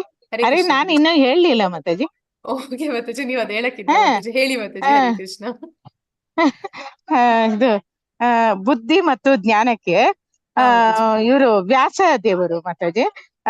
ಅವರು ಅನೇಕ ಶಾಸ್ತ್ರಗಳನ್ನು ಮತ್ತೆ ಗ್ರಂಥಗಳನ್ನು ಎಲ್ಲಾ ಉಪನಿಷತ್ತು ಎಲ್ಲಾ ಬರೆದಿದ್ದಾರೆ, ಮಹಾಭಾರತ ಎಲ್ಲ ಬರೆದಿದ್ದಾರೆ. ಅವ್ರಿಗೆ ಹೇಳ್ಬಹುದು ಮಾತಾಜಿ. ಸಂದೇಹ ಮತ್ತು ಭ್ರಾಂತಿಗಳಿಂದ ಬಿಡುಗಡೆ. ಅರ್ಜುನ ಬಂದು ತನ್ನ ನೆಂಟರು, ತಂದೆ ತಾಯಿ ಅವರನ್ನು ತಂದೆ ತಾಯಿ ಅಂತೇನೆ, ಮಾವ, ಚಿಕ್ಕಪ್ಪ, ಗುರು ಇವರನ್ನೆಲ್ಲ ನಾನು ಕೊಲ್ಲಬೇಕಾ ಅಂತ ಹೇಳಿ ಭ್ರಾಂತಿಯಿಂದ ಅವನು ಯುದ್ಧನೇ ಮಾಡುದಿಲ್ಲ ಅಂತಾನೆ. ಆಗ ಭಗವಂತ ಅವನಿಗೆ ಜ್ಞಾನವನ್ನು ಕೊಟ್ಟು ಇದರಿಂದ ಸಂದೇಹ ಮತ್ತು ಭ್ರಾಂತಿಯಿಂದ ಬಿಡುಗಡೆ ಮಾಡ್ತಾರೆ. ಕ್ಷಮೆ ಬಂದು ಇವರು ಅಂಬರೀಷ್ ಮಹಾರಾಜರು, ಅವರು ದುರ್ವಾಸ ಮುನಿ ಅವರಿಗೆ ಅಷ್ಟು ತೊಂದರೆ ಕೊಟ್ಟು ಇರ್ತಾರೆ. ಇದು ಏನು ರಾಕ್ಷಸರನ್ನ ಅವರನ್ನು ಸಾಯಿಸಕ್ಕೆ ಕಳ್ಸಿರ್ತಾರೆ. ಆದ್ರೂ ಸಹ ಅವರನ್ನು ಕ್ಷಮಿಸ್ತಾರೆ. ಆಮೇಲೆ ಸತ್ಯ ಬಂದು ಸತ್ಯ ಹರಿಶ್ಚಂದ್ರ, ಅವ್ರ ಬಗ್ಗೆ ಹೇಳಿ. ಅವರು ಕೊನೆವರೆಗೂ ಎಷ್ಟು ಕಷ್ಟ ಬಂದ್ರು ಅವರು ಸತ್ಯವನ್ನು ಬಿಡುವುದಿಲ್ಲ. ಆಮೇಲೆ ಇಂದ್ರಿಯ ನಿಗ್ರಹ, ಅವರು ಹರಿದಾಸ್ ಠಾಕೂರ್, ಮನೋನಿಗ್ರಹ ಮತ್ತು ಇಂದ್ರಿಯ ನಿಗ್ರಹ ಇದಕ್ಕೆ ಅವರು ಅದು ಒಂದು ವೇಷ ಬಂದು ಅವರನ್ನ ಎಷ್ಟು ತೊಂದರೆ ಕೊಟ್ರು ಸಹ ಅವರು ಅಷ್ಟು ಇಂದ್ರಿಯ ನಿಗ್ರಹ ಮಾಡಿ ಅವರು ಅಂತ ಬ್ರಹ್ಮದೇವರೇ ಎಷ್ಟೋ ದೊಡ್ಡ ಮುನಿಗಳೇ ಇದ್ರಲ್ಲಿ ಏನಾಗಿರ್ತಾರೆ, ಇಂದ್ರಿಯ ನಿಗ್ರಹ ಮಾಡಕ್ ಆಗಲ್ಲ. ಆದ್ರೆ ಹರಿದಾಸ್ ಠಾಕೂರ್ ಇಂದ್ರಿಯ ನಿಗ್ರಹ, ಮನೋನಿಗ್ರಹ ಮಾಡ್ತಾರೆ. ಸುಖ ದುಃಖಗಳು ಬಂದು ಪ್ರಹ್ಲಾದ್ ಮಹಾರಾಜು ಎಷ್ಟು ಏನೇ ಬರ್ಲಿ ದೃಢವಾದ ಭಕ್ತಿ, ಎಷ್ಟು ತೊಂದರೆ ಕೊಟ್ರು, ಬೆಟ್ಟದಿಂದ ಹಾಕಿದ್ರು, ಏನು ಅದ್ರ ಬಗ್ಗೆ ಯೋಚನೆನೇ ಇಲ್ಲ. ಯಾವಾಗ್ಲೂ ಅವ್ರು ಅದನ್ನ ಸಮಾನವಾಗಿ ತಗೊಂಡ್ರು. ಆಮೇಲೆ ಹುಟ್ಟು ಸಾವು ಅಂದ್ರೆ ನಾವು ಈ ಹುಟ್ಟು ಸಾವು, ಜನ್ಮ ಮೃತ್ಯು, ಜರಾ ವ್ಯಾಧಿಯಲ್ಲಿ ಸಿಗದ ಹಾಗೆ ನಾವು ಭಗವಂತನ ಸೇವೆ ಮಾಡ್ಬೇಕು. ಅದಕ್ಕೆ ಎಷ್ಟೋ ಋಷಿಗಳು ಅವ್ರು ಹೇಳಲಿಕ್ಕೆ ಸಾಧ್ಯ ಅನೇಕ ಭಕ್ತರಿದ್ದಾರೆ. ಭಯ ಮತ್ತು ನಿರ್ಭಯ. ಭಯ ಬಂದು ಪ್ರಹ್ಲಾದ್ ಮಹಾರಾಜನೇ, ಭಯ ನಿರ್ಭಯವಾಗಿ ಅವ್ರು ಇರ್ತಾರೆ. ಆಮೇಲೆ ಅಹಿಂಸೆ. ಜಡಭರತ ಬಂದು ಆ ರಾಜನ ಇದನ್ನ ತಗೊಂಡು ಪಲ್ಲಕ್ಕಿ ತಗೊಂಡು ಹೋಗ್ತಾ ಇರ್ತಾನೆ. ಅವಾಗ ದಾರಿಯಲ್ಲಿ ಇರುವೆನೂ ಸಾಯ್ಬಾರ್ದು ಅಂತ ಹೇಳಿ ಅವನು ಅದು ಸಹಾಯದಾಗಿ ನಡ್ಕೊಳ್ತಾನೆ. ಅದಾಯ್ತು. ಆಮೇಲೆ ಸಮಚಿತ್ತತೆ ಬಂದು ಇವರು ಅಯ್ಯೋ ಇಲ್ಲಿ ಬರ್ತಿತ್ತು ಯುಧಿಷ್ಠಿರ ಮಹಾರಾಜರು ಎಲ್ಲರನ್ನು ಸಮಚಿತ್ತತೆಯಿಂದ ನೋಡ್ತಾ ಇದ್ರು. ತುಷ್ಟಿ ಮತ್ತು ತಪಸ್ಸಿಗೆ ಇವರು ಧ್ರುವ ಮಹಾರಾಜರು ನಾರದ ಮುನಿ ಹೇಳ್ತಾರೆ, ನಿನ್ಗೆ ಎಷ್ಟು ಕಷ್ಟ ಆಗುತ್ತೆ, ಕಾಡಿಗೆ ಹೋಗ್ಬೇಡ ಅಂತ ಹೇಳಿದ್ರು. ಅವರು ಕೇಳುದಿಲ್ಲ. ಅವರು ದೃಢ ನಿರ್ಧಾರ ಮಾಡಿ ನಾನು ಭಗವಂತನ ನೋಡೇ ದರ್ಶನ ಮಾಡ್ತೇನೆ ಅಂತ ಅವ್ರು ಹೋಗ್ತಾರೆ. ಅದು ದಾನ ಬಂದು ಕರ್ಣನನ್ನು ಮೀರಿಸ್ಲಿಕ್ಕೆ ಯಾರಿಂದಲೂ ಸಾಧ್ಯ, ದಾನಶೂರ ಕರ್ಣ ಅಂತಾರೆ. ಕೀರ್ತಿ ಮತ್ತು ಅಪಕೀರ್ತಿ ಇದು ಭಗವಂತನಿಗೆ ಹೇಳ್ಬಹುದು. ಯಾಕಂದ್ರೆ ಅವರು ಭಕ್ತನನ್ನು ಕಾಪಾಡ್ಲಿಕ್ಕೆ ಅವ್ರ ಕೀರ್ತಿ ಆಗ್ಲಿ ಅಪಕೀರ್ತಿ ಬರುತ್ತೆ ಅಂತ ಅವ್ರು ನೋಡುದಿಲ್ಲ. ಆ ತರ ಅಂದ್ರೆ ಭಗವಂತನದ ಉದಾಹರಣೆ ಹೇಳ್ಬಾರ್ದು. ನಾವು ಮನುಷ್ಯ ಭಕ್ತರಲ್ಲೂ ಎಷ್ಟೋ ಜನ ಇದ್ದಾರೆ ಕೀರ್ತಿ ಅಪಕೀರ್ತಿ ಬಗ್ಗೆ ಅವ್ರು ಆಯ್ತು. ಆಮೇಲೆ ಇದರಿಂದ ನಾವು ಕಲಿಬೇಕಾದ ಗುಣಗಳನ್ನ ನಾನು ಹೇಳ್ತೇನೆ ಮಾತಾಜಿ. ಅಂದ್ರೆ ನಾವು ಎಷ್ಟು ಕಷ್ಟ ಬಂದರೂ ಪ್ರಹ್ಲಾದ್ ಮಹಾರಾಜನಾಗೆ ಭಗವಂತನ ಮೇಲೆ ವಿಶ್ವಾಸ ಮತ್ತು ಭಕ್ತಿ, ದೃಢವಾದ ನಂಬಿಕೆ ಇರಬೇಕು. ಹರಿದಾಸ್ ಠಾಕೂರ್ರಂತೆ ಹರಿನಾಮವನ್ನು ಸದಾ ಜಪಿಸಬೇಕು. ಅಂಬರೀಷ್ ಮಹಾರಾಜಂತೆ ನಾವು ಕ್ಷಮಿಸುವ ಗುಣವನ್ನು ಅಳವಡಿಸಿಕೊಳ್ಳಬೇಕು. ಎಲ್ಲಾ ವೈಷ್ಣವರನ್ನು ಸಮವಾಗಿ ನೋಡ್ಬೇಕು. ನಾವು ಇದು ದಾನ ಅಂದ್ರೆ ದೇವಸ್ಥಾನ ಕಟ್ಟಕ್ಕೆ, ಪ್ರಸಾದ ಸೇವೆಗೆ, ಈ ದೇವಸ್ಥಾನದಲ್ಲಿ ಏನೋ ಬಂದ್ರು ನಾವು ಹಣವನ್ನು ಕೊಡುವ ಗುಣ ಇರ್ಬೇಕು. ಅದೇ ದಾನ ಮಾಡುವಂತದ್ದು. ಹೀಗೆ ನಾವು ಏನೇ ನಮ್ಗೆ ಕೀರ್ತಿ ಅಪಕೀರ್ತಿ ಏನೇ ಬರ್ಲಿ ಅದ್ರ ಬಗ್ಗೆ ನಾವು ಚಿಂತೆ ಮಾಡಬಾರ್ದು. ನಮ್ಮ ಧ್ಯೇಯ ಬಂದು ಭಕ್ತಿ ಅಷ್ಟೇ. ಯಾವಾಗ್ಲೂ ಭಗವಂತನ ನಾಮ ಜಪಿಸ್ಬೇಕು, ಭಗವಂತನ ಸೇವೆ ಮಾಡ್ಬೇಕು. ಪ್ರತಿ ಕ್ಷಣ ಪ್ರತಿ ನಿಮಿಷ ಯಾವಾಗ್ಲೂ ಭಗವಂತನನ್ನ ಸ್ಮರಿಸಬೇಕು. ಇವರೆಲ್ಲರಿಂದ ಇದನ್ನ ನಾವು ಕಲಿತೇವೆ ಮಾತಾಜಿ. ಹರೇ ಕೃಷ್ಣ ಮಾತಾಜಿ. ಧನ್ಯವಾದಗಳು ಮಾತಾಜಿ. ಹರೇ ಕೃಷ್ಣ. ಧನ್ಯವಾದಗಳು ಮಾತಾಜಿ. ಮಾತಾಜಿ, ಕೀರ್ತಿ ಮತ್ತೆ ಅಪಕೀರ್ತಿಗೆ ಕೃಷ್ಣನ ಕಾಣ್ಬೋದಲ್ವಾ? ಮಾತಾಜಿ? ಅಂದ್ರೆ ಯಾಕೆ ಶಮಂತಕ ಮಣಿ ಅವ್ರು ಕಳ್ತನ ಮಾಡ್ಲಿಲ್ಲ ಅಂತಂದ್ರು ಕೂಡ ಅವ್ರ ಮೇಲೆ ಅಪವಾದ ಬರುತ್ತೆ. ಅಪವಾದನ ಪರಿಹರಿಸ್ಕೊಳ್ಳಿಕ್ಕೆ ಅವ್ರು ಏನೇನು ಸ್ಟೆಪ್ ತಗೊಳ್ತಾರೆ ಅದು ಹೇಳ್ಬೋದಲ್ವಾ ಎಕ್ಸಾಂಪಲ್? ಕೀರ್ತಿ ಮತ್ತೆ ಮಾತಾಜಿ. ಅಪಕೀರ್ತಿ. ಓಕೆ, ಹರೇ ಕೃಷ್ಣ ಮಾತಾಜಿ. ಹರೇ ಕೃಷ್ಣ ಮಾತಾಜಿ.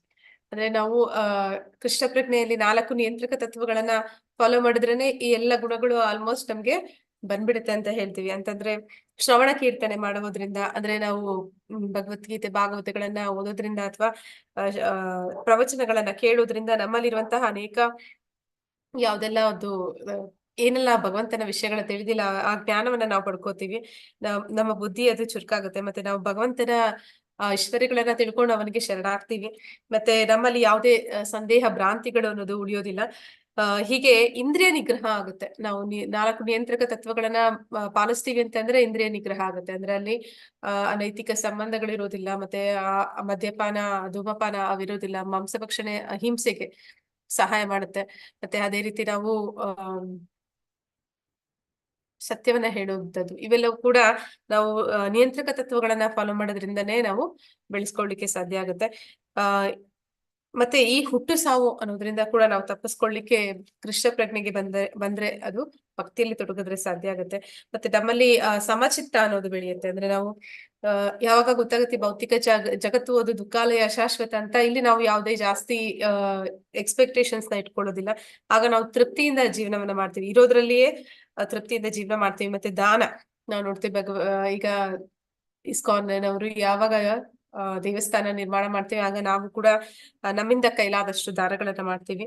ಇದೆಲ್ಲವೂ ಕೂಡ ಈ ಗುಣಗಳನ್ನ ನಾವು ಕೃಷ್ಣ ಪ್ರಜ್ಞೆಯಲ್ಲಿದ್ದು ಮತ್ತೆ ಆ ಪ್ರಕ್ರಿಯೆಯನ್ನ ಅಳವಡಿಸ್ಕೊಂಡು ನಾವು ಜೀವನದಲ್ಲಿ ಅದರಲ್ಲಿ ನಾವು ನಡೆದ್ವಿ ಅಂತಂದ್ರೆ ಎಲ್ಲಾ ಗುಣಗಳು ಕೂಡ ತಾವಾಗೆ ಬರುತ್ತೆ. ಅಂದ್ರೆ ನಾವು ಪ್ರಯತ್ನ ಪಡ್ಬೇಕಾಗಿ ಅವಶ್ಯಕತೆ ಇಲ್ಲ. ಅಂದ್ರೆ ಅದನ್ನ ಪ್ರಕ್ರಿಯೆ ಇರೋದೇ ಹಾಗೆ ಆಟೋಮೆಟಿಕ್ ಆಗಿ ನಿಮ್ಮಲ್ಲಿ ಆ ಎಲ್ಲಾ ಗುಣಗಳು ಕೂಡ ನಿಮ್ಗೆ ತಿಳಿದೇ ಹಾಗೆ ಅದೆಲ್ಲ ಬಂದ್ಬಿಡತ್ತೆ, ಮೈಗೂಡುತ್ತೆ.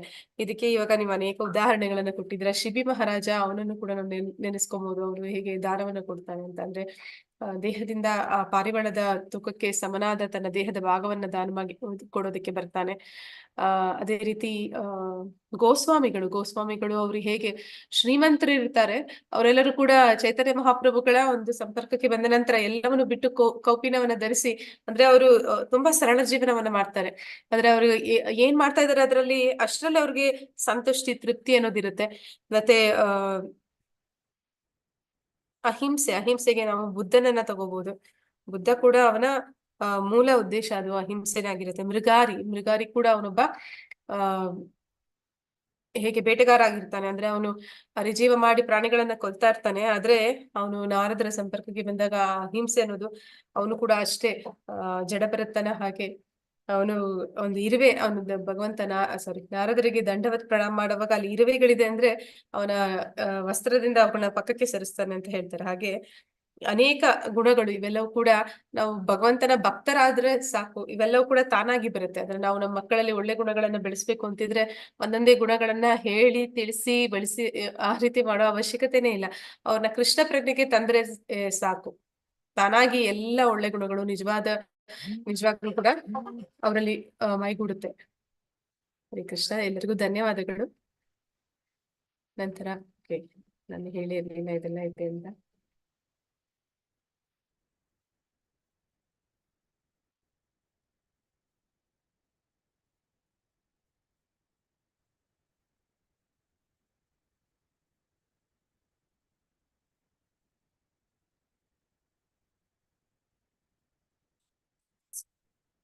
ಹರೇ ಕೃಷ್ಣ. ಈಗ ಇನ್ನೊಂದಿದೆ ಅನ್ಸುತ್ತೆ, 10.7 ಹೇಳ್ತಾ ಇದ್ದಾರೆ.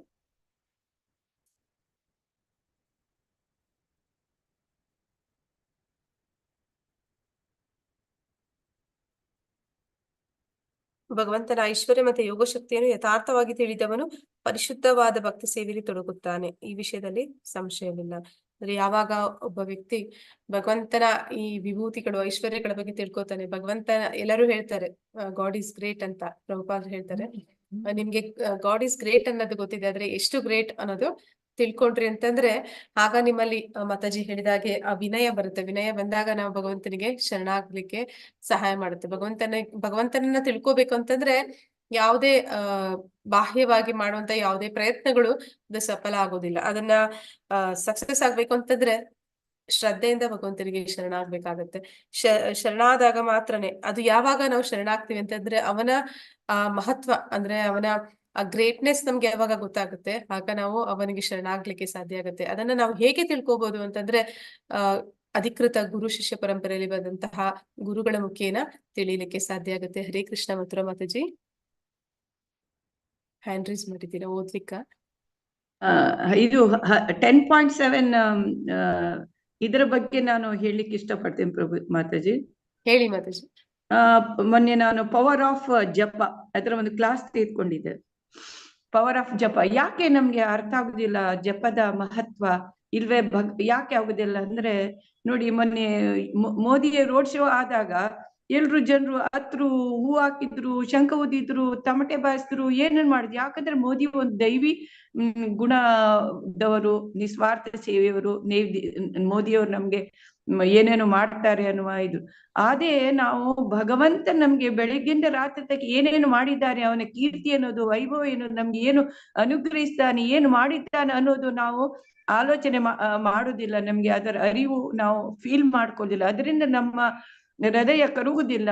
ಜಪ ಮಾಡುವಾಗ ನಮ್ಮ ಮನಸ್ಸಿಗೆ ಬರುದಿಲ್ಲ ಭಗವಂತ ಎಂತೆಂತ ಮಾಡಿದ್ದಾನೆ, ನಮ್ಗೆ ಏನೇನು ಕರುಣಿಸ್ತಾನೆ, ಎಂತೆಂತ ಚಿಕ್ಕ ಜೀವಿಗಳನ್ನು ಸೃಷ್ಟಿಸಿದ್ದಾನೆ, ಎಲ್ಲೋನು ಸಮಾನತೆ ನೋಡ್ತಾನೆ ಅನ್ನೋದು ನಮ್ಗೆ ಇರುವುದಿಲ್ಲ. ಅದರಿಂದ ನಮಗೆ ಜಪ ಮಾಡುವಾಗ ಕಣ್ಣೀರು ಬರುವುದಿಲ್ಲ, ಜಪದ ಪವರ್ ಅರ್ಥ ಆಗುವುದಿಲ್ಲ. ಯಾವಾಗ ನಾವು ಭಗವಂತನ ಬಗ್ಗೆ, ಅದಕ್ಕೋಸ್ಕರ ಪ್ರಭುಪಾದ ಕೃಷ್ಣ ಬುಕ್ ಓದಿ ಭಗವಂತನ ಬಗ್ಗೆ ತಿಳ್ಕೊಳ್ಳಿ, ಆವಾಗ್ಲೇ ನಮ್ಗೆ ಭಗವಂತನ ಮಹತ್ವ ಗೊತ್ತಾಗ್ತದೆ. ಆವಾಗ್ಲೇ ನಮ್ಗೆ ನಾವು ಎಷ್ಟು ತುಚ್ಛರು, ಎಷ್ಟು ಪಾಪಿಗಳು, ನಮ್ಮ ನಾಲಿಗೆ ಮೇಲೆ ಭಗವಂತನ ಹೆಸರು ಬರ್ತಾ ಇದೆ ಅನ್ನೋದು ನಾವು ಸಂತೋಷ ಪಡ, ಆವಾಗ ನಮ್ಗೆ ಕಣ್ಣೀರು ಬರ್ತದೆ.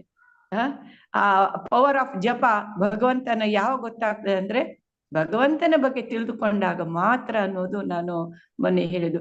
ಮೋದಿಗೆ ನಾವು ಅಳ್ತೀವಿ, ಭಗವಂತನಿಗೆ ಅಳು ಬರುವುದಿಲ್ಲಲ್ಲ. ಭಗವಂತನಿಗೋಸ್ಕರ ಭಗವಂತ ನೋಡಿದ್ದ ತಕ್ಷಣ ಅಳು ಬರುವುದಿಲ್ಲಲ್ಲ, ನಮ್ಮ ಹೃದಯ ಕೊರುವುದಿಲ್ಲಲ್ಲ. ಯಾಕೆ ಅಂದ್ರೆ ಭಗವಂತನ ಬಗ್ಗೆ ಗೊತ್ತಿಲ್ಲ ನಮ್ಗೆ ಅಷ್ಟೇ. ಹರೇ ಕೃಷ್ಣ. ಹರೇ ಕೃಷ್ಣ ಮಾತಾಜಿ. ಅಂದ್ರೆ ನಮ್ಗೆಲ್ಲಾ ಸುಲಭವಾಗಿ ಫ್ರೀ ಆಗಿ ಸಿಗ್ತಾ ಇದೆ, ಯಾವ್ದಕ್ಕೆ ನಾವು ಬೆಲೆ ಕಟ್ತಾ ಇಲ್ಲ, ಅದಕ್ಕೆ ಬೆಲೆನೇ ಇಲ್ಲ ಅಂತ ಅನ್ಕೊಂಡ್ಬಿಡ್ತೀವಿ. ನಮ್ಗೆ ಬೆಲೆ ಕಟ್ಟ ಯೋಗ್ಯತೆ ಇಲ್ಲ ಅನ್ನೋದನ್ನ ಮರ್ತ್ ಬಿಡ್ತೀವಿ. ಆದ್ರೆ ನಮ್ಗೆ ಏನಾದ್ರು ಹೊರಗಡೆಯಿಂದ ಸಿಗುತ್ತೆ, ಅದಕ್ಕೆ ದುಡ್ಡು ಕೊಟ್ಟು ಕೊಂಡ್ಕೊಳ್ತೀವಿ ಅಂದ್ರೆ ಅದಕ್ಕೊಂದು ವ್ಯಾಲ್ಯೂ ಇದೆ ಅನ್ಕೋತೀವಿ. ಯಾವ್ದೆಲ್ಲ ಭಗವಂತ ನಮ್ಗೆ ಫ್ರೀಯಾಗಿ ಕೊಡ್ತಾ ಇದ್ದಾನೆ ಆ ಕಡೆ ಅದೆಲ್ಲ ನಮ್ದೇನೋ ತರ ನಾವು ಕಳ್ರು ನಮ್ದಂತ ತಿಳ್ಕೊಂಡು ಅದೊಂಥರ ದುರುಪಯೋಗ ಪಡಿಸ್ಕೋತೀವಿ ಅವನ್ನ.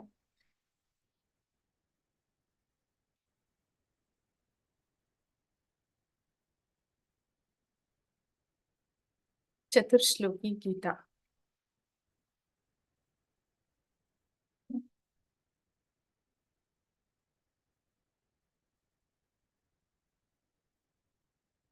ಅಂದ್ರೆ ಇಲ್ಲಿ ಚತುರ್ಶ್ಲೋಕಿ ಭಾಗವತ ಅಂತ ಕರೀತಾರೆ. ಚತುರ್ಶ್ಲೋಕಿ ಭಾಗವತ ಅಂತಂದ್ರೆ ಇದು ಸಾಧಾರಣವಾಗಿ ಹೇಳುವಂತದ್ದು. ಅಂದ್ರೆ ಭಾಗವತ, ಇಡೀ ಭಾಗವತವನ್ನ ಪರಮಾತ್ಮ ನಾರದರಿ ಅಂದ್ರೆ ಬ್ರಹ್ಮರಿಗೆ ಪರಿಪೂರ್ಣವಾಗಿ ಅವರು ಎಲ್ಲಾ ಶ್ಲೋಕಗಳನ್ನ ಹೇಳುವಂತದ್ದಲ್ಲ, ಹೇಗೆ ಅವರು ಸಂಕ್ಷಿಪ್ತವಾಗಿ ಹೇಳ್ತಾರೆ, 4 ಶ್ಲೋಕದಲ್ಲಿ ಹೇಳ್ತಾರೆ. ಆ 4 ಶ್ಲೋಕಗಳು ಅಷ್ಟೇ ಅದು ವ್ಯಾಸರಿಂದ ಮುಂದೆ ಅದು ಅಷ್ಟೊಂದು 2000 ಶ್ಲೋಕಗಳಾಗಿ ಬರುತ್ತೆ. ಹಾಗೆ ಅದನ್ನ ಬ್ರಾಹ್ಮಣಿಗೆ ಹೇಳಿದಾಗ ಬರೀ 4 ಶ್ಲೋಕ, ಆದ್ರೆ ಆ ಮೂಲ ಅರ್ಥ ಆ ಶ್ಲೋಕದಲ್ಲಿ ಏನ್ ಹೇಳ್ತಾರೆ ಅದೇ ರೀತಿ ಇಲ್ಲಿ ಭಗವದ್ಗೀತೆಯಲ್ಲೂ ಕೂಡ ನಾವು ನೋಡ್ತೀವಿ. ಚತುರ್ಶ್ಲೋಕಿ ಗೀತಾ ಅಂತ, ಇದ್ರಲ್ಲೂ ಕೂಡ ನಾವು 4 ಶ್ಲೋಕಗಳ ಬಗ್ಗೆ ತಿಳ್ಕೊತೀವಿ. ಆ 4 ಶ್ಲೋಕಗಳು ಸಂಬಂಧ, ಅಭಿದಯ, ಪ್ರಯೋಜನದ ಬಗ್ಗೆ ತಿಳಿಸ್ಕೊಡುವಂಥದ್ದು. ಸಂಬಂಧ ಅಂತಂದ್ರೆ ನಾವು ಯಾರು, ನಮ್ಮ ಭಗವಂತನ ಜೊತೆ ಏನು ಸಂಬಂಧ, ಮತ್ತೆ ಆ ಸಂಬಂಧವನ್ನ ನಾವು ಈಗ ಹೇಗೆ ಮರ್ತಿದ್ದ ಕಾರಣ ನಾವು ಇಲ್ಲಿ ಬಂದಿದ್ದೀವಿ, ಮತ್ತೆ ಅದನ್ನ ನಾವು ಹೇಗೆ ಪುನರ್ಸ್ಥಾಪನೆ ಮಾಡ್ಬೇಕು. ಅಂದ್ರೆ ಅಭಿದಯ ಅಂತಂದ್ರೆ ಯಾವ ಸಂಬಂಧವನ್ನ ನಾವು ಕಳ್ಕೊಂಡಿದೀವಿ ಆ ಸಂಬಂಧವನ್ನ ಮತ್ತೆ ಮರುಸ್ಥಾಪನೆ ಮಾಡುವಂತದ್ದು. ನಂತರ ಆ ರೀತಿ ಸಂಬಂಧ ಅದು ಮರುಸ್ಥಾಪನೆ ಆದಮೇಲೆ, ಅಭಿದಯ ಆದಮೇಲೆ ಅದರಿಂದ ಏನು ಪ್ರಯೋಜನ ನಮ್ಗೆ ಸಿಗುತ್ತೆ, ಅಂದ್ರೆ ನಾವು ಅದರಿಂದ ನಮ್ಗೆ ಏನು ಅಂದ್ರೆ ಉಪಯೋಗ ಆಗುತ್ತೆ ಅದು ಮುಂದೆ ಅಂತ ಅನ್ನೋದನ್ನ ಪ್ರಯೋಜನ ಅಂತ ಕರೀತಾರೆ. ಹೀಗೆ ಈ 4 ಶ್ಲೋಕಗಳು ಯಾವುದೇ ಶಾಸ್ತ್ರಗಳಲ್ಲಿ ನಾವು ಏನೇ ಓದಿದ್ರು ಕೂಡ, ಯಾವುದೇ ಶ್ಲೋಕವನ್ನು ಓದಿದ್ರು ಕೂಡ ಆ ಎಲ್ಲಾ ಶ್ಲೋಕಗಳು ಕೂಡ ಈ 4ರಲ್ಲಿ ಯಾವ್ದಾದ್ರು ಒಂದನ್ನ ತಿಳಿಸ್ಕೊಡ್ತಾ ಇರುತ್ತೆ. ಅಂದ್ರೆ ಒಂದು ನಮ್ಮ ಸಂಬಂಧ ಭಗವಂತನ ಜೊತೆ ಏನಿದೆ, ನಾವ್ಯಾರು ಭಗವಂತ ಯಾರು ಇದನ್ನ ತಿಳಿಸುವಂತದ್ದಾಗಿರುತ್ತೆ ಶಾಸ್ತ್ರದಲ್ಲಿ. ಅಥವಾ ನಾವು ಅದನ್ನ ಯಾವ ಸಂಬಂಧ ಕೊಂಡಿ ಕಳಚಿ ಹೋಗಿದೆ ಅದನ್ನ ಮತ್ತೆ ಪುನರ್ಸ್ಥಾಪನೆ ಮಾಡುವಂತದ್ದು ಹೇಗೆ, ಅಭಿದಯ ಮಾಡುವಂತದ್ದು, ಅದರ ಬಗ್ಗೆ ತಿಳಿಸ್ಕೊಡುತ್ತೆ. ಇಲ್ಲ ಅಂತಂದ್ರೆ ಅದು ನಾವು ಭಕ್ತಿಯಲ್ಲಿ ತೊಡಗಿದ ಮೇಲೆ ನಮ್ಗೆ ಏನೆಲ್ಲ ಪ್ರಯೋಜನಗಳು ಸಿಗುತ್ತೆ ಅನ್ನೋದು ಅದನ್ನ ತಿಳಿಸ್ಕೊಡ್ತಾ ಇರುತ್ತೆ. ಈ ಶಾಸ್ತ್ರದಲ್ಲಿ ಯಾವುದೇ ಶ್ಲೋಕಗಳನ್ನ ನಾವು ಅಧ್ಯಯನ ಮಾಡ್ತಾ ಇದೀವಿ ಅಂದ್ರೆ ಅದು ಈ 3 ವಿಷಯಗಳಿಗೆ ಸಂಬಂಧಪಟ್ಟ ಹಾಗೆ ಇರುತ್ತೆ ಅಂತ ಇಲ್ಲಿ ಹೇಳ್ತಾರೆ. ಮೊದಲಿಗೆ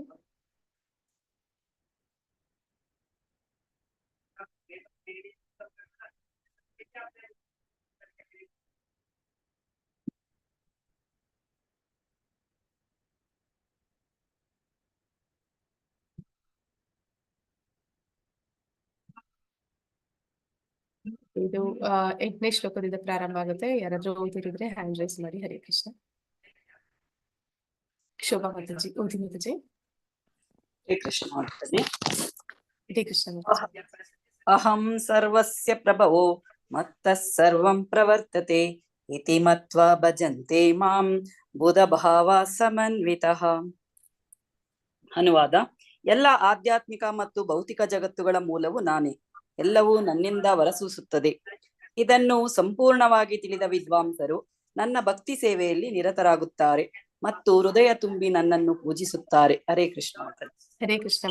ಅಂದ್ರೆ ಎಲ್ಲ ಅಂದ್ರೆ ಪರಮಾತ್ಮ 7ನೇ ಅಧ್ಯಾಯದಲ್ಲೇ ನಾವು ತಿಳ್ಕೊತೀವಿ ಈ ವಿಷಯದ ಆಧ್ಯಾತ್ಮಿಕ ಜಗತ್ತು ಮತ್ತೆ ಭೌತಿಕ ಜಗತ್ತು. ಅಂದ್ರೆ ಮೊದಲಿಗೆ ಯಾರು, ನಾವು ಭಗವಂತನ ವಿಭಿನ್ನಾಂಶ, ನಾವು ಜೀವಾತ್ಮ, ಭಗವಂತನ ತಟಸ್ಥ ಶಕ್ತಿ, ಮತ್ತೆ ಅವನಿಂದ ನಾವು ಭಗವಂತನಿಂದ ನಾವು ದೂರ ಆಗಿದ್ದೀವಿ. ಭಗವಂತ ನಮ್ಮೆಲ್ಲದಕ್ಕೂ ಮೂಲ. ಈ ಆಧ್ಯಾತ್ಮಿಕ ಜಗತ್ತಿರ್ಬೋದು, ಭೌತಿಕ ಜಗತ್ತಿರ್ಬೋದು, ಎಲ್ಲವೂ ಕೂಡ ಅವನಿಂದ ಹೊರಸೂಸುತ್ತೆ. ಅವನೇ ಎಲ್ಲದರ ಕಾರಣ ಆಗಿದ್ದಾನೆ, ಮೂಲನೂ ಆಗಿದ್ದಾನೆ. ಮತ್ತೆ ಯಾವಾಗ ನಮ್ಗೆ ಇದು ಗೊತ್ತಾಗುತ್ತೆ ಆಗ ನಾವು ಮತ್ತೆ ಆ ಸಂಬಂಧವನ್ನ ಪುನರ್ಸ್ಥಾಪನೆ ಮಾಡ್ಲಿಕ್ಕೆ ಪ್ರಯತ್ನ ಪಡ್ತೀವಿ. ಆ ಸಂಬಂಧವನ್ನ ನಾವು ಹೇಗೆ ಪುನರ್ಸ್ಥಾಪನೆ ಮಾಡ್ಬೋದು ಅಂತಂದ್ರೆ ಪ್ರೀತಿಯಿಂದ. ಭಗವಂತನಿಂದ ವಿಮುಖರಾಗಿದ್ದೀವಿ, ನಾವು ನಿಯಂತ್ರಕ ಆಗ್ಬೇಕು, ನಾವು ಒಡೆಯ ಆಗ್ಬೇಕು ಅಂತಂದ್ರೆ, ಈಗ ಒಂದು ಕಿಚನ್ ಅಲ್ಲಿ ತಾಯಿ ಅಡಿಗೆ ಮಾಡ್ತಿರ್ತಾರೆ. ಅಡಿಗೆ ಮಾಡ್ತಿದ್ರೆ ಪುಟ್ಟ ಮಗು ಹೋಗಿ ನೋಡ್ಬಿಟ್ಟು, ಅಮ್ಮ ನೀನ್ ಈ ಕಡೆ ಬಾ, ನೀನ್ ಅಡಿಗೆ ಮಾಡ್ಬೇಡ, ಇವತ್ತು ನಾನ್ ಮಾಡ್ತೇನೆ ಅಂತ ಹೇಳುತ್ತೆ. ಹಾಗೆ ನಾವೆಲ್ಲರೂ ಕೂಡ ಭಗವಂತ ಅವನ ಮಹತ್ವ ನಮ್ಗೆ ತಿಳಿದೀರಾ, ಆದ್ರೆ ಅವನು ಎಲ್ಲವನ್ನು ಕೂಡ ಏನನ್ ಬೇಕಾದ್ರೂ ಕೂಡ ಅವ್ನು ಮಾಡ್ಲಿಕ್ಕೆ ಅವನಿಂದ ಸಾಧ್ಯ ಇದೆ. ನಾವೇನ್ ಅನ್ಕೋತೀವಿ, ನಾವು ಅದನ್ನೆಲ್ಲ ಮಾಡ್ಬೇಕು ಅಂತ ಅನ್ಕೊಂಡಾಗ ಪರಮಾತ್ಮ, ಈಗ ತಾಯಿ ಆತರ ಹಠ ಮಾಡಿದ್ರೆ ಆ ಹೊಲೆನ ಮಗುವಿಗೆ ಬೆಂಕಿ ಹತ್ರ ಹೋಗಿ ಏನು ಮಾಡೋದಕ್ಕೆ ಕೊಡೋದಿಲ್ಲ. ಆ ಮಗುಗೆ ಒಂದು ಆಟದ ಆಟಿಕೆಗಳನ್ನ ಕೊಟ್ಟು, ತಗೋ ನೀನ್ ಇಲ್ಲಿ ಮಾಡೋ, ನಾನು ಈ ಕಡೆ ಮಾಡ್ತೀನಿ ಅಂತ ಹೇಳ್ತಾರೆ. ಹಾಗೆ ಪರಮಾತ್ಮ ನಮ್ಮನ್ನ ಸರಿ ಆಯ್ತು, ಆಧ್ಯಾತ್ಮಿಕ ಜಗತ್ತು ನಾನು ಇಲ್ಲಿ ಇದ್ದೀನಿ, ನಾನು ಅದನ್ನ ನಿರ್ವಹಣೆ ಮಾಡ್ತಾ ಇದ್ದೀನಿ, ನೀನು ಭೌತಿಕ ಜಗತ್ತಿನಲ್ಲಿ ಹೋಗಿ ನಿನ್ನ ಏನ್ ಇಷ್ಟ ಆಯ್ಕೊಳ್ಳಿದೆ, ನೀನ್ ಏನೆಲ್ಲ ಆಟ ಆಡ್ಬೇಕಂತಿದ್ಯಾ ಅಲ್ಲೋಗಿ ಆಡು ಅಂತ ನಮ್ಮನ್ನ ಕಳಿಸ್ಬಿಟ್ಟಿದ್ದಾನೆ. ಈ ಅಜ್ಞಾನ ನಮ್ಮಲ್ಲಿ ಯಾವಾಗ ಬಂತು, ನಾವು ಕೂಡ ಅವನ ಹಾಗೆ ಮಾಡ್ಬೇಕು, ನಾವು ಕೂಡ ಅವನ ಹಾಗೆ ಇರಬೇಕು ಅನ್ನೋದನ್ನ ನಾವು ಯಾವಾಗ ಯೋಚನೆ ಮಾಡಿದ್ವಿ, ನಮ್ಮ ನಿಜವಾದ ಅಸ್ತಿತ್ವ ಜೀವೇರೇ ಸ್ವರೂಪೋಯ್ ನಿತ್ಯೇರೇ ಕೃಷ್ಣ ದಾಸ, ಆ ಕೃಷ್ಣನ ದಾಸರು ಅನ್ನೋದನ್ನ ನಾವು ಯಾವಾಗ ಮರ್ತಿದೀವಿ, ಆಗ ನಾವು ಅವನಿಂದ ದೂರ ಬಂದು ಈ ಭೌತಿಕ ಜಗತ್ತಿನಲ್ಲಿ ಸಿಕ್ಕಾಕೊಂಡಿದೀವಿ. ಹಾಗೆ ಮತ್ತೆ ನಾವು ಅದನ್ನ ಹೇಗೆ ಹಿಂದಿರುಗುವಂಥದ್ದು, ಭಗವಂತನ ಹತ್ರಕ್ಕೆ ನಾವು ಹೇಗೆ ಮತ್ತೆ ಹೋಗ್ಬೋದು ಅಂತಂದ್ರೆ, ನಾವು ನಿಜವಾದ ಭಗವಂತನ ಶಾಶ್ವತ ದಾಸರು ಅನ್ನೋದನ್ನ ಯಾವಾಗ ಅರ್ಥ ಮಾಡ್ಕೋತೀವಿ, ಅದನ್ನ ನಾವು ಇಲ್ಲಿ ಅಂದ್ರೆ ಪ್ರಾಕ್ಟೀಸ್ ಮಾಡೋದಕ್ಕೆ ಶುರು ಮಾಡ್ತೀವಿ. ಯಾವಾಗ ನಾವು ಭಗವಂತನ ಭಕ್ತಿ ಸೇವೆಯಲ್ಲಿ ತೊಡಗ್ತೀವಿ, ಆಗ ನಾವು ಅವನ ದಾಸರು ನಾವು ಅದನ್ನ ಮಾಡೋದಕ್ಕೆ ಪ್ರಾರಂಭ ಮಾಡಿದ್ರೆ ಮತ್ತೆ ನಾವು ಧಾಮಕ್ಕೆ ಹಿಂದಿರುಗೋದಕ್ಕೆ ಸಾಧ್ಯ ಇದೆ. ಆಗ ಅಲ್ಲಿ ಕೂಡ ನಾವು ಭಕ್ತಿ ಸೇವೆಯಲ್ಲಿ ಮುಂದುವರಿಯೋದಕ್ಕೆ ಸಾಧ್ಯ ಆಗುತ್ತೆ. ಅದನ್ನ ನಾವು ಇಲ್ಲಿ ಅಭ್ಯಾಸ ಮಾಡೋದಕ್ಕೆ ಶುರು ಮಾಡ್ತೀವಿ. ಮತ್ತೆ ಭಗವಂತನನ್ನ ಹೃದಯ ತುಂಬಿ ಪೂಜಿಸ್ತೀವಿ. ಅಂದ್ರೆ ಭಗವಂತ ಯಾರು, ಅವನ ಜೊತೆ ನನ್ನ ಸಂಬಂಧ ಏನು ಅನ್ನೋದನ್ನ ತಿಳ್ಕೊಂಡಾಗ ನಮಗೆ ಅವನಲ್ಲಿ ತಾನಾಗಿಯೇ ಒಂದು ಗೌರವ ಪ್ರೀತಿ ಅದು ಹುಟ್ಟುತ್ತೆ ಅನ್ನೋದನ್ನ ಈ ಶ್ಲೋಕದಲ್ಲಿ ನಾವು ತಿಳ್ಕೊತೀವಿ.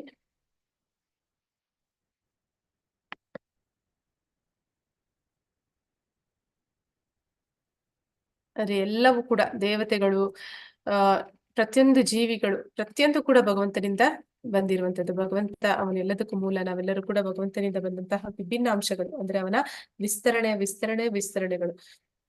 ಹರೇ ಕೃಷ್ಣ. ಆಶಾ ಮಾತಾಜಿ. ಹರೇ ಕೃಷ್ಣ ಮಾತಾಜಿ. ಹರೇ ಕೃಷ್ಣ. ಮಚ್ಚಿತ್ತ ಮದ್ಗತ ಪ್ರಾಣ ಬೋಧಯಂತಹ ಪರಸ್ಪರಂ ಕಥಯಂತಶ್ಚ ಮಾಂ ನಿತ್ಯಂ ತುಷ್ಯಂತಿ ಚ ರಮಂತಿ ಚ. ಅನುವಾದ: ನನ್ನ ಪರಿಶುದ್ಧ ಭಕ್ತರ ಯೋಚನೆಗಳು ನನ್ನಲ್ಲಿ ನೆಲೆಸಿರುತ್ತವೆ. ಅವರ ಬದುಕುಗಳು ಸಂಪೂರ್ಣವಾಗಿ ನನಗೆ ಅರ್ಪಿತವಾಗುತ್ತದೆ ಮತ್ತು ಪರಸ್ಪರವಾಗಿ ನನ್ನ ವಿಷಯವನ್ನು ತಿಳಿದುಕೊಡುತ್ತಾ ನನ್ನ ಬಗೆಗೆ ಮಾತನಾಡುತ್ತಾ ಅವರು ಬಹು ತೃಪ್ತಿಯನ್ನು, ಆನಂದವನ್ನು ಪಡೆಯುತ್ತಾರೆ. ಹರೇ ಕೃಷ್ಣ ಮಾತಾಜಿ. ಧನ್ಯವಾದಗಳು.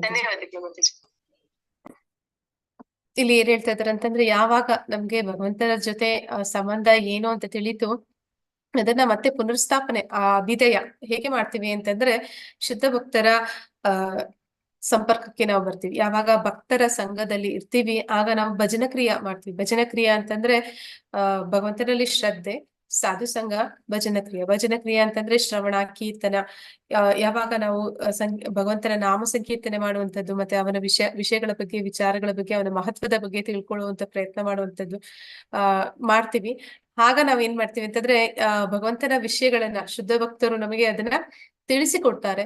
ಮತ್ತೆ ನಾವು ಕೂಡ ಅವನ ಬಗ್ಗೆ ಹೆಚ್ಚು ಹೆಚ್ಚು ಮಾತನಾಡ್ತೀವಿ. ಮತ್ತೆ ಆ ರೀತಿ ಅವನ ವಿಚಾರವನ್ನ ಇನ್ನೊಬ್ಬರಿಗೆ ತಿಳಿಸ್ಕೊಡುವಂತ ಪ್ರಯತ್ನ ಮಾಡ್ತೀವಿ. ಅದರಲ್ಲಿ ನಾವು ಆನಂದವನ್ನು ಕೂಡ ಪಡ್ಕೋತೀವಿ. ಹೀಗೆ ಭಗವಂತನ ಭಕ್ತಿಯಲ್ಲಿ ತೊಡಗ್ತೀವಿ. ಕೃಷ್ಣ ಪ್ರಜ್ಞೆಯಲ್ಲಿ ನಾವು ಹೇಳಿರುವಂತಹ 4 ನಿಯಂತ್ರಕ ತತ್ವಗಳನ್ನ ಪಾಲಿಸ್ತೀವಿ. ಪ್ರಭುಪಾದರ ಸಂಘ ಅಂದ್ರೆ ಅವರ ಸಂಪರ್ಕಕ್ಕೆ, ಅವರ ಭಾವಾರ್ಥಗಳ ಮೂಲಕ, ಭಗವದ್ಗೀತೆ ಯಥಾರೂಪದ ಮೂಲಕ ನಾವು ಅವರ ಸಂಪರ್ಕಕ್ಕೆ ಬರ್ತೀವಿ.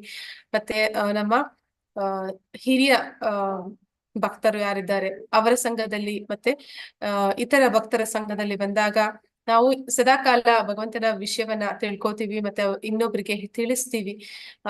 ನಂತರ ನಾವು ಇನ್ನು ಅನೇಕ, ಅಂದ್ರೆ ನಾವು ಹೇಗೆ ನಾಲಿಗೆಯ ಮೂಲಕ, ಅಂದ್ರೆ ನಾಲಿಗೆಯನ್ನ ಭಗವಂತ ನಾಮಸ್ಮರಣೆ ಮಾಡೋದಿರಲಿ, ಮತ್ತೆ ಯಾವಾಗ ನಾವು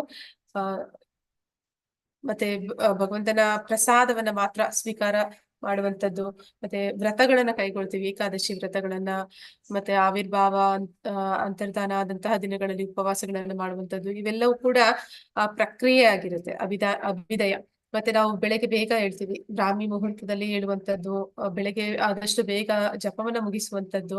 ನಂತರ ಭಗವಂತನ ಆರಾಧನೆ, ಪೂಜೆ, ಯಾವ ರೀತಿ ಭಗವಂತನ ಆರಾಧನೆಯನ್ನ ಮಾಡುವಂತದ್ದು, ಮತ್ತೆ ಕೀರ್ತನೆಗಳನ್ನ, ವಚನೆಗಳನ್ನ ಹಾಡುವಂತದ್ದು, ಇವೆಲ್ಲವೂ ಕೂಡ ನಮ್ಮನ್ನ ಆ ಭಗವಂತನ ಸಂಪರ್ಕಕ್ಕೆ, ಅಂದ್ರೆ ಅವನನ್ನ ಸಮೀಪ ಹೋಗೋದಕ್ಕೆ ನಮ್ಗೆ ಗುರುಗಳ ಮೂಲಕ ಅದು ಸಾಧ್ಯ. ಅಂದ್ರೆ ನಾವು ನೇರವಾಗಿ ಭಗವಂತನನ್ನ ಸಂಪರ್ಕ ಮಾಡೋದಕ್ಕೆ ಆಗುದಿಲ್ಲ. ಅವನ ಭಕ್ತರಾದಾಗ ಮಾತ್ರ, ಅಂದ್ರೆ ದಾಸರು ನಾವು ಆ ರೀತಿ ನಮ್ಮ ನಿಜವಾದ ಸ್ವರೂಪವನ್ನ ತಿಳ್ಕೊಂಡಾಗ ನಾವು ಆ ಭಕ್ತಿ ಸೇವೆಯಲ್ಲಿ ತೊಡಗ್ತೀವಿ. ಅಂದ್ರೆ ಪ್ರಭುಪಾದರು ಹೇಳುವಾಗೆ ಇಡೀ ಜೀವನ ಅದು ಪ್ರಿಪರೇಷನ್ ಆದ್ರೆ ನಾವು ಮತ್ತೆ ಆ ಸಮಯ ಬಂದಾಗ ಅದು ನಮ್ಗೆ ಆ ಎಕ್ಸಾಮಿನೇಷನ್ಗೆ ನಮ್ಮನ್ನ ಅದರಲ್ಲಿ ಉತ್ತೀರ್ಣರಾಗೋದಕ್ಕೆ ನಮ್ಗೆ ಸಹಾಯ ಮಾಡುತ್ತೆ. ಅದನ್ನ ನಾವು ಇಡೀ ಜೀವನ ಅದನ್ನ ಅಭ್ಯಾಸ ಮಾಡ್ತೀವಿ. ಇದು ಅಭಿದಯ ಅಂತ ಹೇಳಿ ಕರೀತಾರೆ. ಶುದ್ಧ ಭಕ್ತರು ಯಾರಿದ್ದಾರೆ ಅವ್ರಿಗೆ ಭಗವಂತನ ವಿಷಯವನ್ನ ಹೆಚ್ಚು ಹೆಚ್ಚು ತಿಳ್ಕೊಳ್ಳಿಕ್ಕೆ ಇಷ್ಟ. ಮತ್ತೆ ಅದನ್ನ ಮಾತನಾಡೋದಕ್ಕೆ, ಭಗವಂತನ, ಅಂದ್ರೆ ಪ್ರಭುಪಾದರಿಗೆ ಹೇಳ್ತಾರೆ, ನೀವು ಯಾವಾಗ್ಲೂ ಕೂಡ ಭಗವದ್ಗೀತೆ ಯಥಾರೂಪದಲ್ಲಿ ಭಕ್ತಿಯ ಬಗ್ಗೆ ಹೆಚ್ಚಾಗಿ ಹೇಳಿದ್ದೀರಾ, ಯಾಕೆ ಅಂತ ಹೇಳಿದ್ರೆ ಅವರು ಹೇಳ್ತಾರೆ, ಯಾರಾದ್ರೂ ಬಿಸ್ನೆಸ್ ಪೀಪಲ್, ಅಂದ್ರೆ ವ್ಯಾಪಾರ ಮಾಡುವಂತವ್ರು ಇಬ್ರು ಸೇರಿದ್ರು ಅಂದ್ರೆ ಅವರು ಆ ವ್ಯಾಪಾರದ ಬಗ್ಗೆ ಮಾತಾಡ್ತಾರೆ. ಇಲ್ಲಿ ಕೃಷ್ಣ ಮತ್ತೆ ಅರ್ಜುನ ಅವರಿಬ್ರು ಕೂಡ ಅಂದ್ರೆ ಭಕ್ತರ ಸಂಬಂಧ ಅವರಿಬ್ಬರದು, ಭಗವಂತ ಭಕ್ತನ ಸಂಬಂಧ ಇರೋ ಕಾರಣ ಅವರು ಭಕ್ತಿಯ ಬಗ್ಗೆನೇ ಮಾತಾಡ್ತಾರೆ ವಾಸ್ತವದಲ್ಲಿ. ಅದಕ್ಕಾಗಿಯೇ ಇಡೀ ಭಗವದ್ಗೀತೆ ವಾಸ್ತವದಲ್ಲಿ ಅದೇ ಹೇಳುವಂತದ್ದು ಭಕ್ತಿಯ ಬಗ್ಗೆನೆ ಅಂತೇಳಿ ಹೇಳ್ತಾರೆ. ಹಾಗೆ ಅವ್ರಿಗೆ ಆ ಭಕ್ತಿಯ ವಿಷಯದಲ್ಲಿ ಅವರು ಭಾಗವತ ಕೂಡ ಅದು ಶುದ್ಧ ಭಕ್ತರು, ಎಲ್ಲ ಶುದ್ಧ ಭಕ್ತರ ಒಂದು ಚರಿತ್ರೆಗಳು ಅದರಲ್ಲಿರುವ ಕಾರಣ ಅಂದ್ರೆ ಭಗವಂತನ ಜೊತೆ ಆ ಭಕ್ತರ ಒಂದು ಪ್ರೀತಿ ವಿನಿಮಯ, ಅವರ ಒಂದು ಸಂಬಂಧ, ಅದರ ಬಗ್ಗೆ ನಾವು ತಿಳ್ಕೊಳ್ಳೋದ್ರಿಂದ ನಮ್ಗೆ ಆನಂದ ಸಿಗುತ್ತೆ, ಮತ್ತೆ ಅದು ನಮ್ಗೆ ತೃಪ್ತಿಯನ್ನು ಕೊಡುತ್ತೆ. ಇದನ್ನ ಇಲ್ಲಿ ತಿಳಿಸ್ತಾ ಇದ್ದಾರೆ. ಇದು ಕೂಡ ಅಭಿದಯ, ಅಂದ್ರೆ ನಮ್ಗೆ ಭಗವಂತನ ಸಂಬಂಧ ತಿಳಿದಿದೆ, ಭಗವಂತ ನಮ್ಮ ಸಂಬಂಧ, ಅದನ್ನ ನಾವು ಇನ್ನಷ್ಟು ಮತ್ತಷ್ಟು ಗಟ್ಟಿ ಮಾಡ್ಕೊಳ್ಳುವಂತದ್ದು.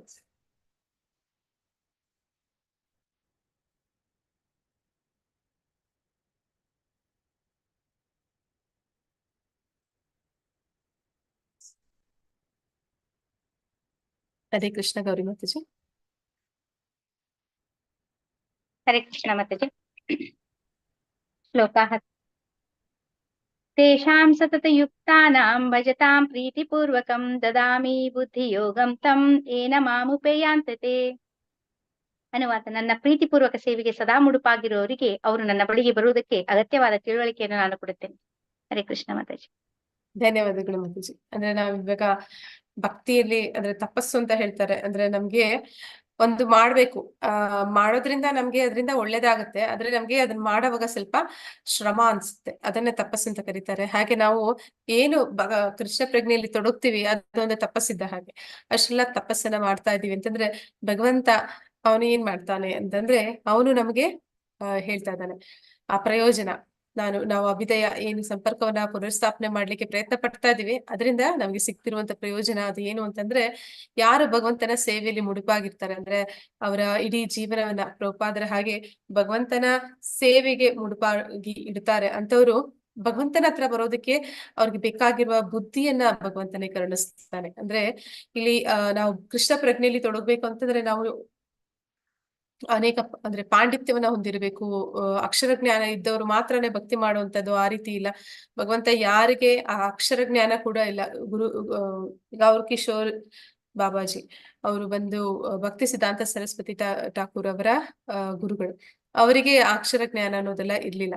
ಮತ್ತೆ ಭಕ್ತಿ ವಿನೋದ ಠಾಕೂರ್ ಅವರ ಗುರುಗಳು ಕೂಡ ಜಗನ್ನಾಥ್ ಬಾಬಾಜಿಯವರು, ಅವ್ರಿಗೂ ಕೂಡ ಅಕ್ಷರ ಜ್ಞಾನ ಇರ್ಲಿಲ್ಲ. ಆದ್ರೆ ಅವರಲ್ಲಿ ಕೂಡ ಭಕ್ತಿಯಿಂದ ಭಗವಂತ ಅವರಿಗೆ ಎಷ್ಟೊಂದು ಬುದ್ಧಿ ಯೋಗ, ಅಂದ್ರೆ ಅವನು ಆ ಬುದ್ಧಿಯನ್ನ ಕೊಟ್ಟಿದ್ದ. ಬುದ್ಧಿ ಯೋಗ ಅಂತಂದ್ರೆ ನಾವು 2ನೇ ಅಧ್ಯಾಯದಲ್ಲಿ ಕೂಡ ಇದನ್ನ ಕೇಳ್ತೀವಿ. ಅಂದ್ರೆ ಬುದ್ಧಿ ಯೋಗ ಅಂತಂದ್ರೆ ಕೃಷ್ಣ ಪ್ರಜ್ಞೆಯಲ್ಲಿ ಕೆಲಸವನ್ನು ಮಾಡುವಂತದ್ದು. ಯಾರು ಅವರ ಕಾರ್ಯಗಳನ್ನ ಭಕ್ತಿಮಯವಾಗಿಸ್ತಾರೆ, ಭಗವಂತನನ್ನ ಕೇಂದ್ರೀಕರಿಸಿ ಯಾವ ಕಾರ್ಯ ಮಾಡೋದ್ರಿಂದ ನಮ್ಗೆ ಬಂಧನ ಉಂಟಾಗಿದೆಯೋ ಅದೇ ಕಾರ್ಯವನ್ನ ಭಗವಂತನ ಸಲುವಾಗಿ ಮಾಡಿದಾಗ ಅದು ನಮ್ಮ ಬಂಧನದಿಂದ ಮುಕ್ತಿಗೂ ಕೂಡ ಅದು ಸಹಾಯ ಮಾಡುತ್ತೆ. ಆ ರೀತಿ ಯಾರು ಬುದ್ಧಿಯನ್ನ ಭಗವಂತನ ಯೋಗ ಅಂದ್ರೆ ಭಗವಂತನ ಜೊತೆ ಸಂಪರ್ಕಕ್ಕೆ ಬಳಸ್ತಾರೆ, ಎಲ್ಲಾ ಕಾರ್ಯಗಳನ್ನ ಭಗವಂತನಿಗೋಸ್ಕರ ಭಕ್ತಿ ಸೇವೆಯಾಗಿ ಮಾಡ್ತಾರೆ, ಅಂತವರಿಗೆ ಪರಮಾತ್ಮ ಅವನು ಅವನ ಹತ್ರ ಹೋಗೋದಿಕ್ಕೆ ಏನೆಲ್ಲ ವಿಘ್ನಗಳು ಬರುತ್ತೆ ದಾರಿಯಲ್ಲಿ ಅವೆಲ್ಲವನ್ನು ಕೂಡ ನಿವಾರಣೆ ಮಾಡ್ತಾನೆ. ಅಂದ್ರೆ ನಾವು ಭಕ್ತಿಯಲ್ಲಿ ತೊಡಗೋ ಪ್ರಾಮಾಣಿಕ ಪ್ರಯತ್ನ ಮಾಡಿದ್ರೆ ಸಾಕು, ಅದರಲ್ಲಿ ಬರುವಂತ ಎಲ್ಲಾ ಅಡ್ಡಿ ಆತಂಕಗಳನ್ನ ಅವನು ನಿವಾರಣೆ ಮಾಡ್ತಾನೆ.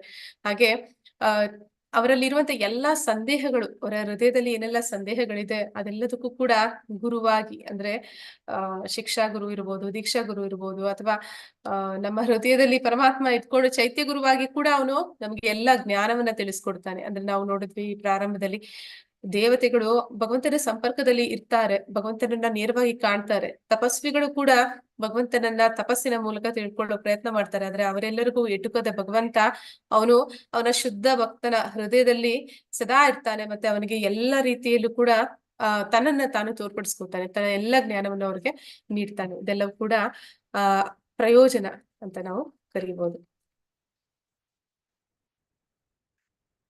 ಹರೇ ಕೃಷ್ಣ ಭಾವ್ಯ ಮಾತಾಜಿ.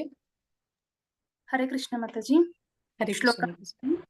ತೇಷಾಮೇವಾನುಕಂಪಾರ್ಥಂ ಅಹಂ ಅಜ್ಞಾನಜಂ ತಮಃ ನಾಶಯಾಮ್ಯಾತ್ಮಭಾವಾಸ್ತೋ ಜ್ಞಾನದೀಪೇನ ಭಾಸ್ವತ. ಅನುವಾದ ಶ್ರೀಲ ಪ್ರಭುಪಾದರಿಂದ. ಪ್ರಭುಪಾದಕ್ಕೆ ಜೈ. ಅವರಿಗೆ ವಿಶೇಷ ಅನುಕಂಪವನ್ನು ತೋರಲು ನಾನು ಅವರ ಹೃದಯಗಳಲ್ಲಿದ್ದು ಜ್ಞಾನದ ದೀಪದ ಬೆಳಕಿನಿಂದ ಅಜ್ಞಾನದ ಕತ್ತಲನ್ನು ನಾಶ ಮಾಡುತ್ತೇನೆ. ಹರೇ ಕೃಷ್ಣ ಮಾತಾಜಿ. ಧನ್ಯವಾದಗಳು. ಹರೇ ಕೃಷ್ಣ ಮಾತಾಜಿ. ಆದ್ರೆ ಭಗವಂತ ಅವನು ಬರೀ ಈ ಓದು ಬರಹ ಗೊತ್ತಿರೋರ್ಗೆ ಅಂತಲ್ಲ, ಓದು ಬರಹ ಗೊತ್ತಿಲ್ಲದೆ ಇರೋರ್ಗೂ ಕೂಡ ಅವರ ಹೃದಯದಲ್ಲಿ ಜ್ಞಾನದ ದೀಪ ಅಂತಂದ್ರೆ ಎಲ್ಲಿ ಸೂರ್ಯ ಅಂದ್ರೆ ಪರಮಾತ್ಮ ಅವನು ಸೂರ್ಯನಿಗೆ ಸಮಾನ, ಅವನು ಎಲ್ಲಿದ್ದಾನೋ ಅಲ್ಲಿ ಅಂಧಕಾರ ಅಜ್ಞಾನ ಇರ್ಲಿಕ್ಕೆ ಸಾಧ್ಯ ಇಲ್ಲ. ಹಾಗೆ ಹೃದಯದಲ್ಲಿ ಯಾವಾಗ ಪರಮಾತ್ಮ ಅವನು ಜಾಗೃತನಾಗ್ತಾನೆ, ಅಂದ್ರೆ ಪ್ರಭುಪಾದರು ಹೇಳ್ತಾರೆ ಎಲ್ಲರ ಹೃದಯದಲ್ಲಿ ಪರಮಾತ್ಮ ಇದ್ದಾನೆ, ಆದ್ರೆ ನಾವು ಅವನಿಗೆ ವಿಮುಖರಾಗ್ಬಿಟ್ಟಿದೀವಿ, ಬಹಿರ್ಮುಖರಾಗ್ಬಿಟ್ಟಿದೀವಿ. ಆದ ಕಾರಣ ಅವನು ಇನ್ಆಕ್ಟಿವ್ ಆಗಿದ್ದಾನೆ ಅಂತ ಹೇಳ್ತಾರೆ. ಇದಾನೆ ಆದ್ರೆ ಇನ್ಆಕ್ಟಿವ್ ಆಗಿದ್ದಾನೆ. ಅವನಿಗೆ ಗೊತ್ತಿದೆ ಅವನು ಎಷ್ಟೇ ಹೇಳಿದ್ರು ಕೂಡ ನಾವು ಅವನ ಕಡೆ ತಿರ್ಗೋದಿಲ್ಲ, ಅವನನ್ನ ಹೇಳೋ ಮಾತನ್ನ ಕೇಳೋದಿಲ್ಲ. ಆಗ ಅವನು ಸುಮ್ನಾಗ್ಬಿಡ್ತಾನೆ. ಹಾಗೆ ಯಾವಾಗ ನಾವು ಅವನ ಕಡೆಗೆ ತಿರುಗ್ತೀವಿ, ಯಾವಾಗ ನಾವು ಅವನ ಕುರಿತಾಗಿ ಚಿಂತನೆ ಮಾಡ್ತೀವಿ, ಆಗ ಪರಮಾತ್ಮ ಆಕ್ಟಿವ್ ಆಗ್ತಾನೆ. ಆಗ ಅವನೇನ್ ಮಾಡ್ತಾನೆ, ಹೃದಯದಲ್ಲಿ ಪರಮಾತ್ಮ ಅವನಿದ್ದಾನೆ, ಅವನು ದೀಪದ ಹಾಗೆ ಅವನು ಕೆಲಸ ಮಾಡ್ತಾನೆ. ನಮ್ಮಲ್ಲಿರುವಂತ ಎಲ್ಲಾ ಅಜ್ಞಾನ ಅನ್ನುವಂತ ಕತ್ತಲನ್ನು ನಾಶ ಮಾಡ್ತಾನೆ. ಮತ್ತೆ ನಮಗೆ ಆ ನಿಜವಾದ ಬೆಳಕನ್ನ ತೋರಿಸ್ತಾನೆ. ಅವನ ಹತ್ರ ಬರೋದಕ್ಕೆ, ಅವನ ಹತ್ರ ಹೋಗೋದಕ್ಕೆ ನಮ್ಗೆ ಏನ್ ಬೇಕು ಆ ಎಲ್ಲಾ ಜ್ಞಾನವನ್ನ ಅವನು ಪರಮಾತ್ಮ ಕರುಣಿಸ್ತಾನೆ. ಇಲ್ಲಿ ಹೇಳ್ತಾ ಇದ್ದಾರೆ ಹರೇ ಕೃಷ್ಣ ನಾಮ ಸಂಕೀರ್ತನೆಯನ್ನ ಮಾಡ್ಬೇಕು. ಮತ್ತೆ ಇಲ್ಲಿ ಈ ಭಕ್ತಿ ಅನ್ನೋದು ನಾವು ಯಾವ ರೀತಿ ಪಡ್ಕೋಬಹುದು ಅನ್ನೋದನ್ನು ಕೂಡ ಹೇಳ್ತಾ ಇದ್ದಾರೆ ಪ್ರಭುಪಾದರು. ಭಕ್ತಿಯನ್ನ ಪಡ್ಕೋಬೇಕು ಅಂತಂದ್ರೆ ಅದು ಭಕ್ತರ ಮುಖೇನ ಸಾಧ್ಯ. ನಾವು ಯಾರು ಶುದ್ಧ ಭಕ್ತರಿದ್ದಾರೆ ಅವರು ಆಧ್ಯಾತ್ಮಿಕ ಜಗತ್ತಿಗೆ ಸೇರಿದವರು. ಆದ್ರೆ ಈ ಭೌತಿಕ ಜಗತ್ತಿನಲ್ಲಿ ಅನೇಕ ಜನ ಇದ್ದಾರೆ, ಅವರನ್ನ ಈ ಭಕ್ತಿ ಮಾರ್ಗಕ್ಕೆ ತರ್ಲಿಕ್ಕೋಸ್ಕರ ಅವರು ಈ ಭೌತಿಕ ಜಗತ್ತಿಗೆ ಬರ್ತಾರೆ. ಅವರ ಸಂಪರ್ಕಕ್ಕೆ ಯಾರಾದ್ರೂ ಬಂದ್ರು ಅಂತಂದ್ರೆ ಆ ಭಕ್ತಿ ಲತೆಯ ಬೀಜ ಅವರಿಗೆ ಸಿಗುತ್ತೆ ಅಂತ ಹೇಳ್ತಾರೆ. ನಾವು ಯಾವಾಗ ಪ್ರಭುಪಾದರ ಭಾವಾರ್ಥಗಳನ್ನ ಮತ್ತೆ ಯಥಾರೂಪವನ್ನ ಓದಕ್ ಶುರು ಮಾಡ್ತೀವಿ, ಆಗ್ಲೇ ನಾವು ಭಕ್ತಿಯ ಅಂದರೆ ಶುದ್ಧ ಭಕ್ತರ ಭಾಗವತರ ಸಂಪರ್ಕಕ್ಕೆ ಬಂದಾಯ್ತು. ಆಗ ಆ ಭಕ್ತಿ ಲತೆ ಎನ್ನುವ ಬೀಜ ನಮಗೆ ಸಿಗುತ್ತೆ. ಆ ಭಕ್ತಿ ಲತೆಯ ಬೀಜ ಏನಿದೆ ಅದಕ್ಕೆ ಹರಿನಾಮ ಸಂಕೀರ್ತನೆ ಎನ್ನುವಂತಹ ನೀರು ಅದಕ್ಕೆ ಕೊಟ್ಟಾಗ ಸತತವಾಗಿ ನಾವು ಶ್ರವಣ ಕೀರ್ತನೆ ಮಾಡ್ತಿರ್ತೀವಿ, ಜೊತೆಯಲ್ಲಿ ನಾಮ ಸಂಕೀರ್ತನೆ ಮಾಡ್ತಿದ್ದಾಗ ಅದೇನಾಗುತ್ತೆ, ಆ ಭಕ್ತಿ ಅನ್ನುವಂಥದ್ದು ಅದು ಅಂಕುರಿಸುತ್ತೆ. ಅಂದ್ರೆ ಮೊಳಕೆ ಒಡೆದು ಅದು ಗಿಡವಾಗಿ ಬೆಳಿಲಿಕ್ಕೆ ಪ್ರಾರಂಭ ಆಗುತ್ತೆ. ಯಾವಾಗ ಈ ಶ್ರವಣ ಕೀರ್ತನೆ ಅದು ಸತತವಾಗಿ ನಡೆಯುತ್ತೆ, ಆಗ ಆ ಗಿಡದ ಪೋಷಣೆ ಆಗುತ್ತೆ. ಆ ಬಳ್ಳಿಯ ಪೋಷಣೆ ಆಗಿ ಆ ಬಳ್ಳಿ ನಿಧಾನವಾಗಿ ಬೆಳೆಯೋದಕ್ಕೆ ಪ್ರಾರಂಭ ಆಗುತ್ತೆ. ಅದು ಎಲ್ಲಿಯವರೆಗೆ ಬೆಳೆಯುತ್ತೆ ಅಂತಂದ್ರೆ ಭಗವಂತನ ವೈಕುಂಠ ಲೋಕಗಳಲ್ಲಿ ಭಗವಂತನ ಪಾದದ ಆಶ್ರಯ ಪಡೆಯುವವರೆಗೂ ಕೂಡ ಆ ಬಳ್ಳಿ ಅನ್ನೋದು ಬೆಳೆಯುತ್ತೆ. ಅಂದ್ರೆ ನಾವು ಭಕ್ತಿ ಸೇವೆಯಲ್ಲಿ ನಿರಂತರವಾಗಿ ತೊಡಗಿದಾಗ, ಭಕ್ತರ ಸಂಘದಲ್ಲಿ ಇದ್ದಾಗ, ಮತ್ತೆ ಸತತವಾಗಿ ಸಂಕೀರ್ತನೆ ಮಾಡುವುದ್ರಲ್ಲಿ, ಮತ್ತೆ ಯಾವ್ದೆಲ್ಲ ಕೂಡ ಏನಂತಾರೆ ಅನರ್ಥ ನಿವೃತ್ತಿ ಅಂತಾರೆ. ಅಂದ್ರೆ ನಮ್ಮಲ್ಲಿ ಯಾವ್ದೆಲ್ಲ ಬೇಡದ್ದು, ಅಂದ್ರೆ ಆ ಒಂದು ನಾವು ಕುಂಡದಲ್ಲಿ ಒಂದು ಬಳ್ಳಿಯನ್ನು ಬೆಳೆಸ್ತಾ ಇದೀವಿ ಅಂದ್ರೆ ಬೇಡದ ಗಿಡಗಳು ಕೂಡ ಅಲ್ಲಿ ಪಕ್ಕದಲ್ಲಿ ಬರ್ತಾ ಇರುತ್ತೆ. ಅವುಗಳನ್ನ ತೆಗಿತಾ ಇದ್ರೆ ಆಗ ಈ ಬಳ್ಳಿ ಪೋಷಣೆ ಅದು ಒಳ್ಳೆ ರೀತಿಯಲ್ಲಿ ಆಗುತ್ತೆ ಅಂತ. ಅಂದ್ರೆ ನಾವ್ ಏನನ್ನೇ ಮಾಡಿದ್ರು ಕೂಡ ಯುಕ್ತ ವೈರಾಗ್ಯ ಅಂತಾರೆ. ಅಂದ್ರೆ ಭಗವಂತನಿಗಾಗಿ ಮಾಡುವಂತದ್ದು, ಮತ್ತೆ ಭಗವಂತನ ತಿಳ್ಕೊಳ್ಳಿಕ್ಕೋಸ್ಕರ, ಅಂದ್ರೆ ಭಗವಂತನ ಭಕ್ತಿಗೆ ಯಾವ್ದೆಲ್ಲ ಪೂರಕ ಇದೆ ಅದನ್ನ ಮಾತ್ರ ಬಳಸುವ ಮೂಲಕ ನಾವು ಆ ಭಕ್ತಿಲತೆಯನ್ನ ಬೆಳೆಸ್ಲಿಕ್ಕೆ ಸಾಧ್ಯ ಆಗುತ್ತೆ. ಅದು ಹೂವು ಹಣ್ಣು ಕಾಯಿ ಅಂದ್ರೆ ಫಲಗಳನ್ನ ಕೊಡುತ್ತೆ, ಭಗವಂತನ ಪಾದದಲ್ಲಿ ಆಶ್ರಯ ಪಡೆಯುತ್ತೆ. ಯಾವಾಗ ಆ ನೆಲೆಗೆ ಒಬ್ಬ ಭಕ್ತ ಬರ್ತಾನೆ, ಆಗ ಅವನು ನೀರಿನಲ್ಲಿ ಇರುವಂತ ಮೀನಿನ ಹಾಗೆ ಆ ನೀರಿನಿಂದ ಅದನ್ನು ಹೊರಗಡೆ ತೆಗೆದ್ರೆ ಅದು ಹೀಗೆ ಚಡಪಡಿಸುತ್ತೆ. ಹಾಗೆ ಅವನು ಭಗವಂತನಿಂದ ದೂರ ಆದ್ರೆ ಅವನು ಸಹಿಸ್ಕೊಳ್ಳೋದಿಲ್ಲ ಅಂತ ಹೇಳ್ತಾರೆ. ಹಾಗೆ ಅಷ್ಟು ಭಕ್ತಿಯಲ್ಲಿ ನಾವು ಮುಂದುವರಿಯೋದಕ್ಕೆ ಸಾಧ್ಯ ಆಗುತ್ತೆ. ನಮ್ಗೆ ಆ ಪಥದಲ್ಲಿ ಸಾಗೋದಕ್ಕೆ ನಮ್ಗೆ ಏನೆಲ್ಲ ಬೇಕಿದೆ, ಅವಶ್ಯಕತೆಗಳಿದೆ, ಅದು ಭೌತಿಕವಾಗಿ ಇರ್ಬೋದು ಅಥವಾ ಆಧ್ಯಾತ್ಮಿಕವಾಗಿರ್ಬೋದು. ಅಂದ್ರೆ ನಮ್ಗೆ ಯಾರು ಶುದ್ಧ ಭಕ್ತರಿರ್ತಾರೆ ಭಗವಂತ ಅವ್ರಿಗೆ ಯಾವುದೇ ಒಂದು ಭೌತಿಕ ಅವಶ್ಯಕತೆಗಳಿಗೋಸ್ಕರ ಅವರು ಸಮಯವನ್ನ ಹಾಳು ಮಾಡ್ಕೊಳ್ಬಾರ್ದು ಅಂತ ಹೇಳಿ ಅವ್ರಿಗೆ ಏನೆಲ್ಲ ಅವಶ್ಯಕತೆಗಳಿದೆ ಅದನ್ನ ಅವನು ಆಗಾಗ ತಾನಾಗಿಯೇ ಪೂರೈಸ್ತಾ ಇರ್ತಾನೆ. ಹಾಗೆ ಅವರಿಗೆ ಭಕ್ತಿ ಮಾರ್ಗದಲ್ಲಿ ಬರುವಂತ ಎಲ್ಲಾ ಅಡಚಣೆಗಳನ್ನ ಅವನು ನಿವಾರಣೆ ಮಾಡ್ತಾ ಹೋಗ್ತಾನೆ. ನಂತರ ಗುರುಗಳನ್ನ ಒದಗಿಸಿಕೊಟ್ಟು ನಮ್ಗೆ ಏನೆಲ್ಲ ಭಕ್ತಿ ಮಾರ್ಗದಲ್ಲಿ ಮುಂದುವರಿಯೋದಕ್ಕೆ ಏನೆಲ್ಲ ವಿಷಯಗಳು ನಮ್ಗೆ ತಿಳಿಬೇಕು, ಜ್ಞಾನ ಬೇಕು, ಅದೆಲ್ಲವನ್ನು ಕೂಡ ಅವನು ಕೊಡ್ತಾನೆ. ತಾನೇ ಗುರುವಾಗಿ ಕೂಡ ಎಲ್ಲರ ಹೃದಯದಲ್ಲಿ ಚೈತ್ಯ ಗುರುವಾಗಿ ನಮಗೆ ಏನಂತಾರೆ ಆ ಮಾರ್ಗದರ್ಶನವನ್ನು ಅವನು ಕೊಡ್ತಾನೆ. ಹೀಗೆ ಇದೆಲ್ಲವೂ ಕೂಡ ಭಗವಂತನ ಅಭಿದಯ, ಅಂದ್ರೆ ಭಕ್ತಿ ಸೇವೆ ಮಾಡೋದ್ರಿಂದ ನಮ್ಗೆ ಸಿಗುವಂತಹ ಫಲಗಳು, ಪ್ರಯೋಜನಗಳು. ಹೀಗೆ ಪರಮಾತ್ಮ ಕೂಡ, ಅಂದ್ರೆ ನಾವು ಒಂದೇ ಹೆಜ್ಜೆ ಪ್ರಯತ್ನ ಪಟ್ರೆ ಭಗವಂತ 100 ಹೆಜ್ಜೆ ಅವನು ಕಾಯ್ತಾ ಇರ್ತಾನೆ. ಅಂದ್ರೆ ಇಲ್ಲಿ ಒನ್ ಸೈಡೆಡ್ ಲವ್ ಅನ್ನೋ ಹಾಗೆ ಪರಮಾತ್ಮ ಸದಾ ಕಾಲ ನಮ್ಮನ್ನ ಪ್ರೀತಿಸ್ತಾ ಇದ್ದಾನೆ. ಆದ್ರೆ ನಾವು ಯಾವಾಗ್ಲೂ ಕೂಡ ಅವನಿಂದ ಬಹಿರ್ಮುಖವಾಗಿದ್ದೀವಿ. ಯಾವಾಗ ಅವನ ಕಡೆಗೆ ತಿರುಗ್ತೀವಿ ಅವನು ಕೂಡ ಅಷ್ಟೇ ಕಾಯ್ತಾ ಇರ್ತಾನೆ. ಆದ ಕಾರಣ ಅವನು ಕೂಡಲೇ ನಮಗೆ ಎಲ್ಲಾ ರೀತಿಯ ಸಹಾಯವನ್ನ ಕೊಡ್ಲಿಕ್ಕೆ ಪ್ರಾರಂಭ ಮಾಡ್ತಾನೆ. ಮತ್ತೆ ನಮ್ಮನ್ನ ಅವನ ಹತ್ರಕ್ಕೆ ಸೆಳೀತಾನೆ. ಹರೇ ಕೃಷ್ಣ.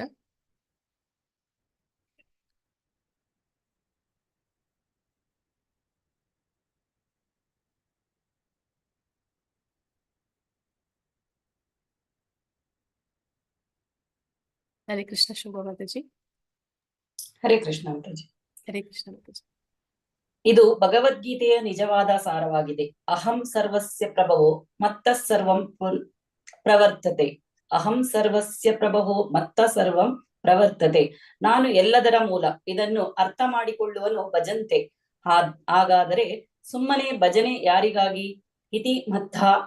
ಇತಿ ಮತ್ವ ಯಾವಾಗ ಒಬ್ಬನು ಕೃಷ್ಣನು ಎಲ್ಲದರ ಮೂಲ ಎಂದು ಅರ್ಥ ಮಾಡಿಕೊಂಡಾಗ ಅವನ ಭಜನೆಯು ಪರಿಪೂರ್ಣವಾಗುತ್ತದೆ. ಹರೇ ಕೃಷ್ಣ ಮಾತಾಜಿ. ಧನ್ಯವಾದಗಳು. ಧನ್ಯವಾದಗಳು ಮಾತಾಜಿ. ಅಂದ್ರೆ ನಾವು ನೋಡಿದ್ವಿ ಅದು 9 ಹಂತಗಳಿಂದ ಭಕ್ತಿಯಲ್ಲಿ ತೊಡಗೋದಿಕ್ಕೆ ಅಂತ ಶ್ರದ್ಧೆ ಮೊದಲಿಗೆ ಗುರುವಿನಲ್ಲಿ ಶ್ರದ್ಧೆ ಮತ್ತೆ ಭಗವಂತನಲ್ಲಿ ಶ್ರದ್ಧೆ, ಆ ನಂಬಿಕೆ ಅನ್ನೋದನ್ನ ನಾವು ಬೆಳೆಸ್ಕೋಬೇಕು. ನಂತರ ನಾವು ಏನ್ ಮಾಡ್ತೀವಿ ಅಂದ್ರೆ ಸಾಧು ಸಂಘ, ಎಲ್ಲಾ ಹಿರಿಯ ಭಕ್ತರು ಯಾರಿದ್ದಾರೆ ಅವರೆಲ್ಲರ ಸಂಪರ್ಕಕ್ಕೆ ನಾವು ಯಾವಾಗ ಸತತವಾಗಿ ಬರ್ತೀವಿ ಆಗ ನಾವು ಏನ್ ಮಾಡ್ತೀವಿ, ಅವರ ಸಂಪರ್ಕದಲ್ಲಿ ನಾವು ಭಜಂತೆ ಅಂದ್ರೆ ಭಜನೆ ಮಾಡ್ತೀವಿ. ಅಂದ್ರೆ ಭಗವಂತನ ವಿಷಯವಾಗಿ ಹೆಚ್ಚೆಚ್ಚು ಕುರಿತು ಅವನ ಮಹತ್ವದ ಬಗ್ಗೆ ತಿಳ್ಕೊಳ್ಳುವಂತ ಪ್ರಯತ್ನವನ್ನ ಮಾಡ್ತೀವಿ.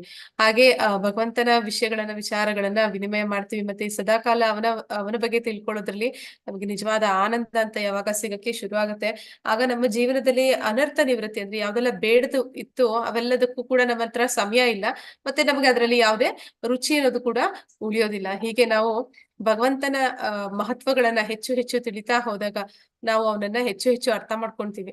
ಹಾಗೆ ಅರ್ಥ ಮಾಡ್ಕೊಳ್ಳೋದ್ರಿಂದ ನಮ್ಮ ನಿಜವಾಗ್ಲೂ ಕೂಡ ಭಜನೆ ಅಂದ್ರೆ ಇಲ್ಲಿ ಶ್ರವಣ ಸಂಕೀರ್ತನೆ ಸ್ಮರಣೆ ಅನ್ನೋದು ಏನಿದೆ ಅದು ಪರಿಪೂರ್ಣವಾಗುತ್ತೆ. ಪರಿಪೂರ್ಣವಾದಾಗ ನಾವು ಪರಮಾತ್ಮನನ್ನ ಸಂಪೂರ್ಣವಾಗಿ ಅರ್ಥ ಮಾಡ್ಕೊಳ್ಳಿಕ್ಕೆ ಸಾಧ್ಯ ಆಗುತ್ತೆ. ಅವನಿಗೆ ಯಾವಾಗ ಅರ್ಥ ಮಾಡ್ಕೋತೀವಿ, ಅದ ಅರ್ಥ ಮಾಡ್ಕೊಳ್ಳೋ ಅವಶ್ಯಕತೆ ಏನು ಅಂದ್ರೆ ಅವನಿಗೆ ಶರಣಾಗ್ತೀವಿ. ಯಾವಾಗ ಅವನ ಐಶ್ವರ್ಯಗಳು ಅವನ ವಿಭೂತಿಗಳು ನಮಗೆ ತಿಳಿತಾ ಹೋಗುತ್ತೆ ಆಗ ಆ ಭಗವಂತನಿಗೆ ನಾವು ಶರಣಾಗ್ಲೇಬೇಕಾಗುತ್ತೆ. ತಾನೇ ತಾನಾಗಿ ನಮ್ಮಲ್ಲಿ ಆ ಶರಣಾಗತಿ ಭಾವ ಬರುತ್ತೆ.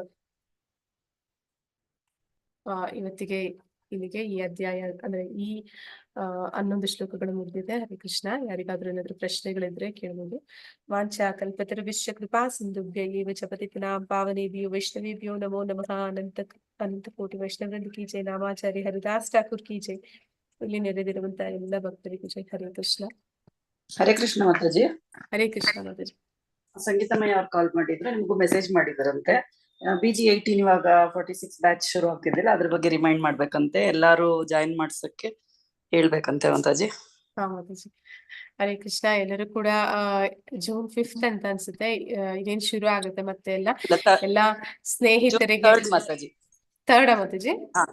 June 3rd ಎಲ್ಲರೂ ಕೂಡ ನಿಮ್ಮ ಸ್ನೇಹಿತರಿಗೆ ಮತ್ತೆ ನಿಮ್ಮ ಸಂಬಂಧಿಕರಿಗೆ ನೀವು ಸ್ಟೇಟಸ್ ಗಳಲ್ಲಿ ಹಾಕೊಂಡ್ರೆ ಸಾಕು. ವಾಟ್ಸಪ್ ಸ್ಟೇಟಸ್ ಅಥವಾ ಫೇಸ್ಬುಕ್ ಸ್ಟೇಟಸ್ ಅಲ್ಲಿ ಹಾಕೊಂಡ್ರೆ ಅಂದ್ರೆ ಎಲ್ಲರಿಗೂ ಕೂಡ ಅದರ ಲಿಂಕ್ ಸಿಕ್ಕಿ ನೀವ್ ಹೇಗೆ ಅದರ ಪ್ರಯೋಜನ ಪಡಿತಿದ್ದೀರಿ ಅದೇ ರೀತಿಯಲ್ಲಿ ಎಲ್ಲರಿಗೂ ಭಗವದ್ಗೀತೆ ಮತ್ತೆ ಭಗವಂತನ ಜ್ಞಾನ ಪ್ರಭುಪಾದರ ಪ್ರಯತ್ನ ಅದು ಮುಂದುವರಿಯಂತೆ ಆಗುತ್ತೆ.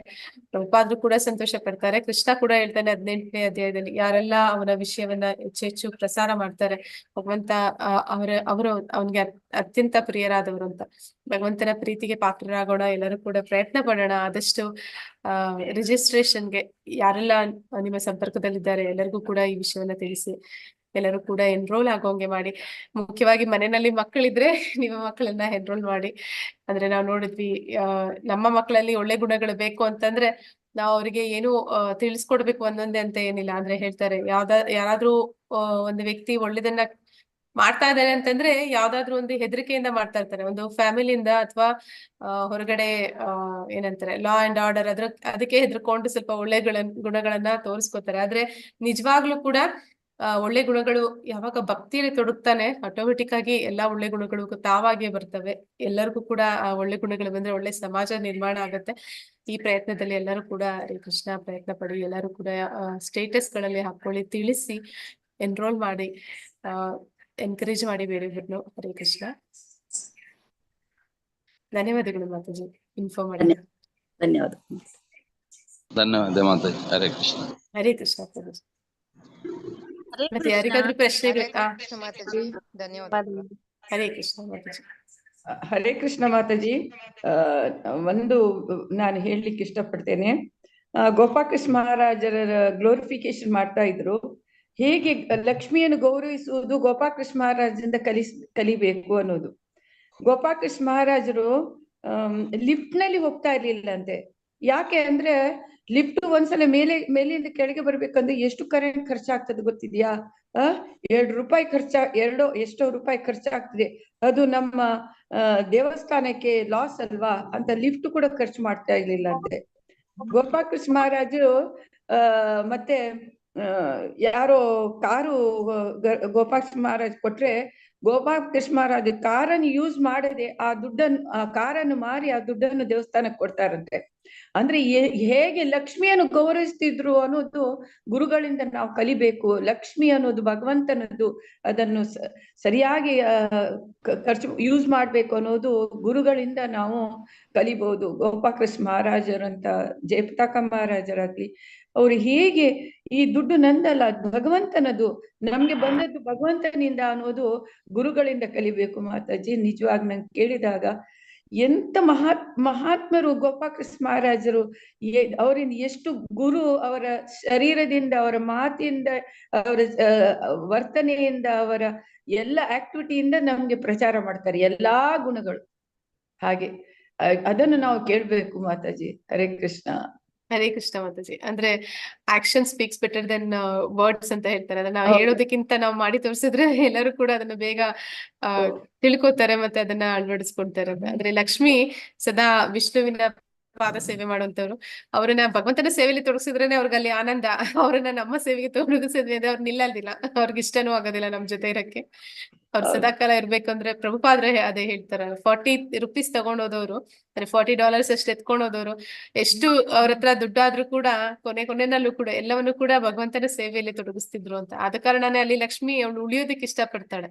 ಯಾರಾದ್ರೂ ಲಕ್ಷ್ಮಿ ಬೇಕು ಅಂತ ಬಯಸಿದ್ರೆ ಮೊದ್ಲು ಲಕ್ಷ್ಮಿಯನ್ನ, ಕೃಷ್ಣನ ಅಂದ್ರೆ ವಿಷ್ಣುವಿನ ಸೇವೆಯಲ್ಲಿ ಬಳಸಿದ್ರೆ ಮಾತ್ರನೇ ಅದು ನಿಲ್ಲುತ್ತೆ ಅಂತ.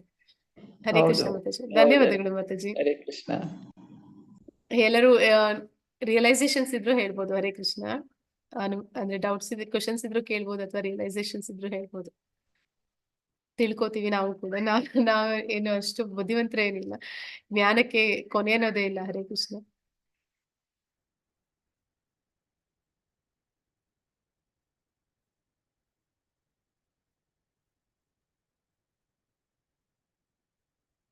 ಯಾರಿಗೂ ಏನು ಹೇಳಲಿಕ್ಕೆ ಅಥವಾ ಕೇಳಲಿಕ್ಕೆ ಇಲ್ಲ ಅಂತಂದ್ರೆ ನಾನು ಕ್ಲಾಸ್ ಇಲ್ಲಿಗೆ ಇವತ್ತು ಎಂಡ್ ಮಾಡ್ತೇನೆ.